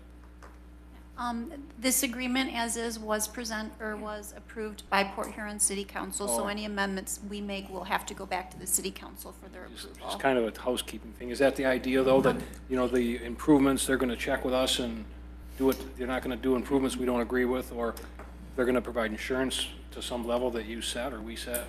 So their liability insurance will cover any incidents that may happen in that parking lot, if someone's injured, if someone trips and falls, so all the liability falls on them. This verbiage is similar to what we had in the contract when we leased that lot to AT&T. So basically 100% of the cost of maintaining that lot will be paid for by the city of Port Huron and the DEA. See, what would happen, I'll tell you what I think would happen is without a hold harmless clause in there, if there was an event, and yeah, they'd sue the city, but the county would get sued too. I mean, as far as, I just thought something to look at. Maybe I should have brought it up at committee, but I looked at it and I thought it would be a no big deal to do that, but I didn't realize the city's already approved it. But I think it would be worthwhile to look at a hold harmless clause and something to the effect that they're going to do these things according to the criteria that our administrator sets, so it's clear what who's running what they're going to do and how they're going to do it. I don't know. So has this been approved, or it's been approved by Port Huron City Council? That is correct. So I'm assuming it's been run through their legal. Which is and Gary. Risk management. Yeah, So- we do share the same legal counsel, and we both did waive any conflict because we were both comfortable having Mr. Fletcher's office review the contract. There's legal contracts or nothing. I mean, I'm just saying, to me, it's missing some pieces, but that's my 2 cents. Okay. Roll call. Commissioner Rushing? Yes. Commissioner Vandenberg? Yes. Commissioner Samasco? No. Commissioner Baldwin? Yes. Commissioner Beeden? Yes. Commissioner Trello? Yes. Commissioner Chairperson Bone? Yes. AB. At this time, I'd like to make a motion to appoint Rosella Marabelli, member at large, to the Community Mental Health Board for the remainder of the 3-year term expiring March 31st, 25. Support. Discussion. All in favor? Aye. Those opposed? Item AC. Yeah, good one. This time I move to adopt Resolution 23-31 opposing any legislation preempting local control for solar and wind developments. Support. Discussion. This was the one that was written by Mac. Is that the template we took it from? Yes. I thought Dave Rushing wrote it. Wait a minute. No, I this- asked for it to be put on the agenda, that's all. Yeah. Well, I'm going to tell you that we had facilitated probably 3 different meetings with DTE and their alternative energy folks just to bring all the township people in to understand what the, alternative things would look like. And at the time, it was always, let us know if you're in or you're out. We never tried to, it was to educate, let the utility companies know that if you have an interest in it. And I can tell you a couple townships said, yep, And then when people started showing up, they said, no, no, no. And so we did our, we don't have a dog in the fight, but we did our due diligence just trying to help. And I was always a big proponent of let them know if you want it, if you don't, so be it, but because you spend a lot of time, money, and everything when you go down this path. And I know they spent, probably in Wales, a lot of time and a lot of About presentation. 1,600 acres, including 200 in Riley Township. I'm just saying the time that they actually spent to go through that. Putting it together. To put it together, it's just time consuming. So with these companies, if, like I said, you just let them know if you're interested or not. No. Okay. I think anytime we can try and protect the local control, you'd be hard pressed to go back to a 26-mile road meeting and not hear me push local control, local control. It doesn't matter what I want, doesn't matter what this board wants. What do the locals want? So I would always support any resolution that says it needs to stay with the locals. Not one community is the same to the next. Well, I brought it up at our meeting because, like I said, we're going to have our solar ordinance for Riley brought forward, and I don't think anybody else in the county has it. It's a pretty extensive resolution. But I think if you go down that slope, which I mentioned in the interview on the paper, that if Lansing can take control of your zoning on any issue, potentially it's going to be in violation of your master plan, which is part of our Michigan State Constitution for local control. And if we're going to do that, then they can take over any zoning issues and then potentially make every local municipality, all 31 of them, tax collecting agencies only, because they won't have control of anything. It's already gravel mining, short-term rentals. Those are all bills that are going. Fort Gratiot adopted an ordinance in January, and we're going to have a project coming up soon. Just so that I'm clear, we can vote in support of this, but the state still can come in and. It gets passed at a higher level. Right? Yeah. Then Resolutions are like an editorial. We can make a resolution. Thank you. But it's not a binding on anybody, but at least shows what the board's position Yep, is. I understand. Thank you. Okay. All in favor? Aye. Those opposed? Opposed. AD.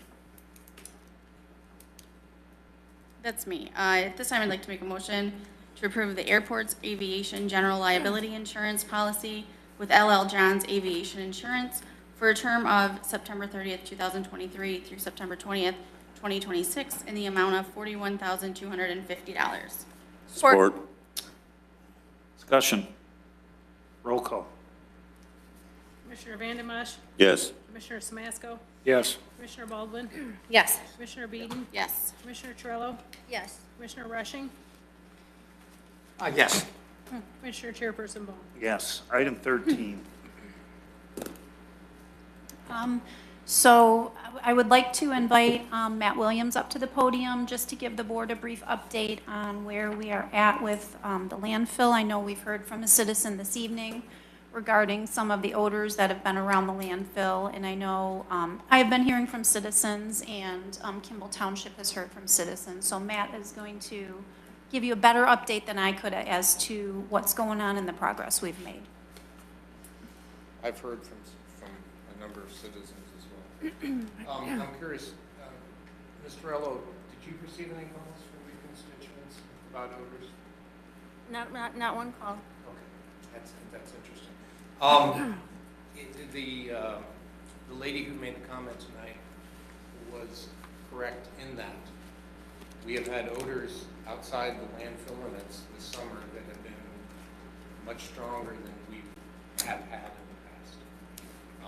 In general, we've had a pretty good track record with the landfill with respect to nuisance odors to our neighbors and smells leaving the property. We're a landfill, so there are going to be smells at times for different reasons and different conditions. What has occurred this year, particularly this summer, is a bit of a different animal.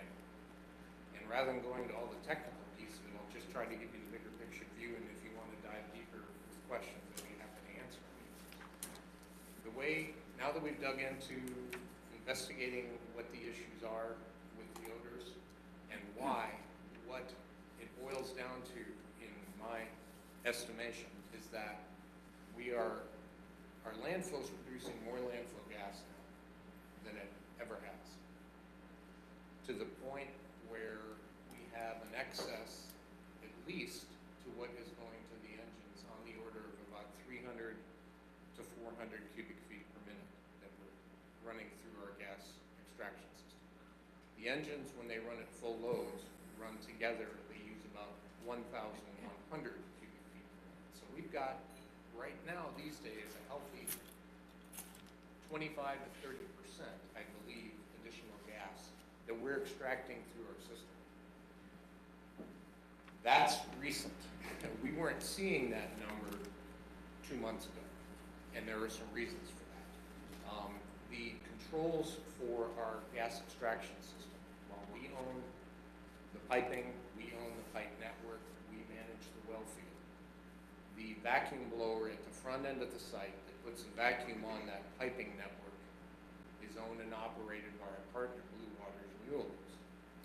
The skid has always been presumed to be designed and set up so that if there's excess gas for the engines, it redirects that gas to the adjoining flare stack and it destroys it in the flare. So that's been happening for the most part.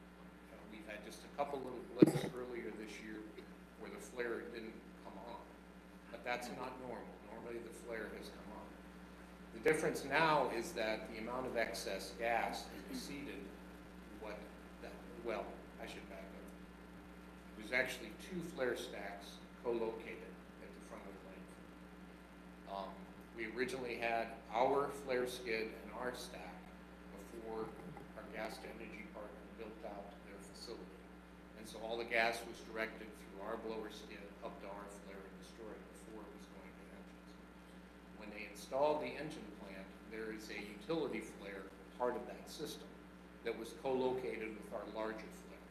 I apologize if that's getting too far down the road. Long story short, the little flare is what goes first with the excess gas. And by design, when there's enough gas that exceeds the capacity of that small flare, the bigger one is supposed to take off and is supposed to divert gas to that. So make sure we can actually destroy everything we're collecting. That wasn't happening.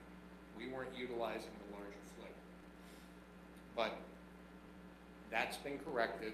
So everything that we're pulling out now is in fact getting destroyed in the flare, and everything is working due to working with our partner, reprogramming some things and figuring it out where it's all working well. That being said, we do still have, although I believe we've made some strides in reducing those odors by working with our partner and doing traditional landfill things, like hooking up additional wells, diagnosing where the gas wasn't flowing, applying better cover soils to cap things off where the gas might be finding its way out. We're doing all that stuff too, and we're continuing to do those things, those diagnostics, those practical landfill things. But we're still having additional gas that I believe we're not quite collecting. So the question is, what do we do about that? And that's what we're working on. The conditions, in my opinion, have gotten better. We routinely drive around the area, myself and my operations coordinator, Travis, and we do a survey. When we get a call, we go out, we check. Now we're looking at the wind, now we're looking at humidity, and we're doing all of that kind of stuff. So a lot of this, when we do have the excess going out, if the atmospheric conditions are a certain way, it feels like it's worse and it's more oppressive. When you've got dry conditions and you've got a wind, things tend to disperse, and they're not noticed. I do think, though, there is a factor, a fatigue factor, with some of our neighbors at this point, because there were, and I 100% will own this, gas smells to our neighbors earlier this summer that were way worse than they ever should have had to smell. We didn't know that, quite honestly, that we had the situation quite what we did until we started getting phone calls and started looking a little bit closer at what is going on with our system. Again, to date, there's been 3 pieces that I've always been concerned about. Number one, are we providing effective gas collection that meets the regulatory compliance world requirements? We have, there's a lot of detail. The answer to that, even today, is yes. Number two, are we providing our gas to energy partner with a steady, high-quality flow of gas so that they can run their operation to max capacity? And the answer to that has also been yes. The third piece of that was, are we emitting nuisance odors that irritate and bother our neighbors? And before this year, we had a good track record with that. But this summer, that's kind of gotten out of hand, and that's what we're trying to rein back in. So if you've got any more specifics, please ask me those questions, and I'll be happy to address it. I should note that I did go to the Kimball Township Board of Trustees meeting Tuesday. They had received a number of calls over a number of weeks, and sentiment there that there were going to be some residents who were going to come to complain because they had it. Nobody showed up to complain. So I did give those trustees a little summary of what we're doing, 10,000 foot level and all of that. So just for your information. A question, Jeff. Matt, this Blue Water Renewables, that's our gas energy partner. Blue Water Renewables, that's our gas to energy partner, right? Blue Water Renewables? Yes. And it was previously called DTE Arbor Gas Producers several years ago. So they run the powerhouse, right? Correct. And then how far physically is the powerhouse from the landfill? I have not been out there to look at It's it. co-located. It's right on it, okay. The site, on our property physically. Does the draw of the gas by the powerhouse manager in any way affect the gas? Do they take all we send them, or do they have, is there some issue on their side of it to maybe take more, run more? No, they've been really consistent. They've had two large Caterpillar engines since that plant was commissioned in 2011, and they have run pretty much 95 to 98% runtime ever since. We Right. did have a period in time a few years ago where we didn't have quite enough for them to run the capacity, but we haven't had that problem now for about 3 years. So the odor issue, he thinks a function of the temperature and the rain, plus whatever's going on within the landfill itself, producing some excess gas, and the flaring is causing some of the odor, is that? The flaring doesn't cause the odor because that's destroying it, so that's killing the bad stuff. How was that, what was leaking into the atmosphere that caused it? Where was it leaking into, why were we getting the smell if we're flaring it? Well, it's quite honestly, the smell isn't related to the flare destruction itself. The smell is related to the back end of the site, the physical landfill itself, where the gas that we aren't collecting is finding its own way It's out. building up within the landfill and coming out. Okay, all right, thank you. And Matt, I'm sorry, did you have a time frame or now that we're at end of summer, the conditions are just going to change? Or should people expect this again next spring, or we're just still in the investigation? We are still working the property. I wouldn't pretend to tell our neighbors that they're not going to continue to smell stuff from time to time. Okay. It is my conviction, and I've been validated by a couple of the people that I've had subsequent It's been a long night. conversations with, that in fact, yes, over the last 3 weeks, we made some major changes up at the front of the site, that things have gotten somewhat better. Yeah, so we're going to continue to work until we make it. Because someone can have odors in one direction, like you mentioned, humidity and wind direction and wind speed, and you might not notice it on the site, correct? Correct. So that's why we're now driving around, surveying. yes. And so are the residents now, do they just contact Kimball as it's happening, or are they contacting you directly? Personally, to check? I would prefer if they can certainly call the township, certainly call their commissioner. They can certainly call the state of Michigan. And a few have done that. So now that we are responding to states' inquiries, and they're going to do a small investigation as well. But I would prefer to know directly, because as time has gone on, I've learned to start asking some specific questions that will help me diagnose and see, what's going on. Like, I think you'd need to know when while it's happening, right, to respond to their, yes, okay. Where do you live? I'll come out and we'll smell it together and we'll talk. So, yeah, so Supervisor Usikowski has all of your information, so he can, Yes. you know, he absolutely set aside the ticket book and maybe give out your phone number for a minute. Well, he's threatened me with a ticket. We may get a violation from the township. And I don't mean to make light of any of that, but one thing I do have a request for the board tonight. One of the things that we are considering to alleviate this condition is to bring in an additional vacuum blower and flare skid that we would locate somewhere on the landfill itself. And my idea would be that we would tap that into a portion of the landfill out back to augment the vacuum available to draw this gas out. I'm currently investigating different companies, what's available, how quickly we can get it, and what the pricing is. I would like, if I could, request from the board pre-approval with conditions to get that equipment on site as fast as I can to continue to address this issue. And the amount that I would like to be authorized would be about $100,000. So now, once we're still going to go through comparison shopping and make the proper decision, but some things would dictate, like if I can get it next week or if I have to wait 6 weeks. Well, I don't want to wait, you know, kind of a thing.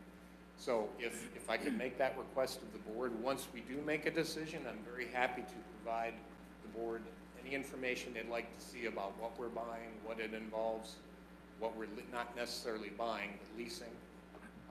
Because I would intend to like to be able to do that for a minimum of 6 months. And I don't really know what that price is going to be at this point, but I know it's going to be fairly significant.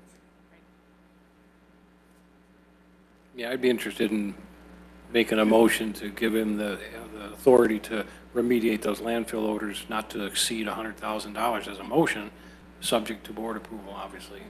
But is this a permanent, this would be something you'd have permanent, or is it mobile, is it structured, what is it? Well, we're still trying to figure out how big of an issue we've got, and we're continuing to look at the details and diagnose and do studies. So there is the possibility that I might opt to a rent-to-own kind of situation, where it may be something we want to keep permanent, but I can't say one way or the other. If we could look at it as a capital expenditure too, maybe, right? Right. I mean, that'd be an ARPA fund allocation, perhaps. We have the landfills got as an enterprise fund. Okay, so they've got their own, okay, all right. Yeah, we have our own money, you just have to approve how we spend it. Subject to county policy on all the bidding and all that.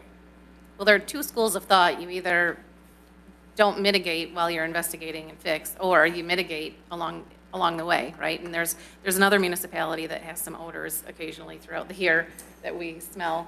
I don't know why you're looking at Kind of close by. District 3. I was maybe looking over at Carrie, but I mean, that is you know, if there's a way to stay good neighbors, I think that's probably the best way to go, especially if we've had a long history of being good neighbors. It's not going to take more than one summer to completely ruin that, right? My dad had a saying about that had some expletives in it, so I won't repeat it. But yeah, you can build up a lot of goodwill and you can burn it down real fast. Right. I'd agree with Lee, I'd agree with you on that, Jordan. Yeah. And I would support if that's. And I'll be happy to come back to the board and keep you updated as you would like me to do on how things are going and what kind of progress we're making. Absolutely. Okay. There's a motion and support. What was the motion again? So motion up to allocate up to 100,000 to mitigate. That's your motion? Landfill odors not to exceed a certain thousand. Well, Okay. we're going to be meeting October 5th anyways.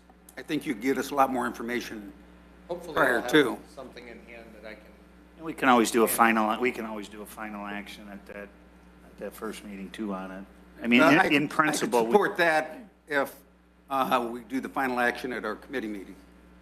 Yeah, rather than in principle, we want him to go Fix it. fix it it. And then, We have to sign a purchase order for something. yeah. There's a motion and So support. then, if you had to bring it, you know, as Needs soon to as be you can sure, get it to whatever us, they- we could approve it sooner than later. I guess I'm asking for a measure of trust from the commission that I'm not going to make a stupid decision. You know? Well, we appreciate that, we really do. I try not to. I really do. I think you have a pretty good track record. So far, so good. Uh-huh. We'll I haven't seen any Venn diagrams this go around. so There's that's always a good. first. Well, we do have a motion and support to do it now, so I don't know if either Commissioner Smasko revises or we take a vote and see where it lands. That's properly. You guys already have a motion and a second. All right, all in favor? Aye. Those opposed? There you go. I'm gonna go now. And if I can just leave you with one note, I've made this comment to a couple people. The state of Michigan now, the regulatory people are involved because they've gotten odor complaint phone calls directly to them. I think they've received 5 calls to date. So there's a process that they come in and they vet and they'll inspect and we'll work with them to answer. I'm not worried about the regulatory folks. There may be something coming down where we get a violation. I don't think we're going to get a fine. We'll see how all that falls out. So we're going to work with them and show them what we're doing. My primary concern is not the regulators. In this instance, it's the neighbors that live around us. That what happened early in the summer really cannot happen again. That's what I'm going to work to fix. So I just want to leave you with that. Thank you very much. Thank you. Thank you. Couple other things for you this evening. We are working on getting the ARPA consultant on board as requested at a previous meeting. Staff has reached out to the pre-qualified consultants under the Michigan Association of Counties. 2 of those have responded, some have not. One indicated that they have all of the clients and work that they can do, and there is an interview scheduled for one tomorrow. So if that pans out, then we'll be coming forward with a recommendation. If that does not, then we would have to do our own RFP process. So we're hopeful that tomorrow we'll, with that pre-qualified consultant, which I believe is the one that Livingston County is using as well, that will work out. Our equalization director, Justin Sears, is working on an imagery project. As most of you are aware, we do for GIS, they do flyovers every so many years to update our GIS files. The ortho imagery is a little bit more detailed. It offers the 3D imagery, and the pricing on that has come down significantly since it's been introduced. As in the past, we work with local units on a cost share for those that want to buy up to the nicer images versus the standard base package. So Justin is working on that project right now, so if you have any questions, you can reach out to Mr. Sears, but if you hear from any of your municipalities, just wanted you to be aware that that is the project that he's working on. Public hearings have been set for the county's draft master plan and the county's capital improvement plan. Those will both take place on October 18th at the regular Planning Commission meeting.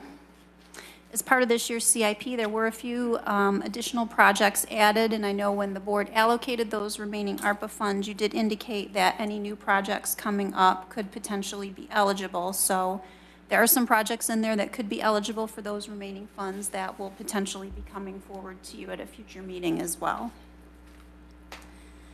The pre-construction meeting is happening tomorrow for the library roof project. We should hopefully get a firm start date then. It could start as early as next week, but right now it is dependent on some of the materials that have been ordered, but we're hopeful that that can get started soon. Yesterday we had the architect walkthrough for the admin and courthouse roof replacement projects. So the architects walked through the pre-bid meeting. We'll solicit proposals, and hopefully sometime in October we can get an architect on board so we can start with the admin and courthouse roof projects. We obviously don't anticipate those roofs being repaired during this season, but if it can be done during the off seasons and the bid done, then hopefully in the spring, as weather allows, those projects can get started.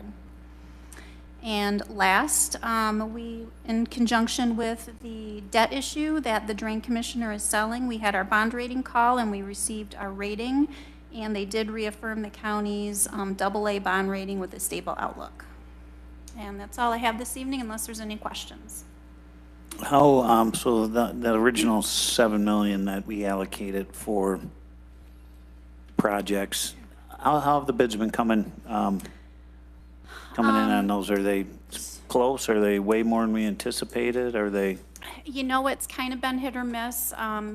There was some of the courthouse renovation projects that were on there.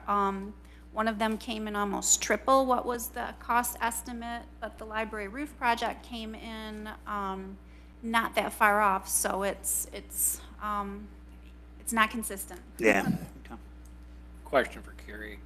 this design on the health department move, what's going to drive the actual design? I mean, I'd like to see not like the health department in charge of what they need, but how do we balance that to keep it without making a Taj Mahal out of it, you know what I'm saying? So, ultimately, it'll come to this board to decide final budgets, but the health department and the architects are all aware that we need to work within certain parameters, and we are looking, to do it, we certainly want a nice facility. We Right. don't want to shortchange it, but we are Right. looking at doing it as cost effectively as possible and reusing as much of our existing equipment and all of that as possible as well. Is that something you or Dina is involved with, or who on the administration end is?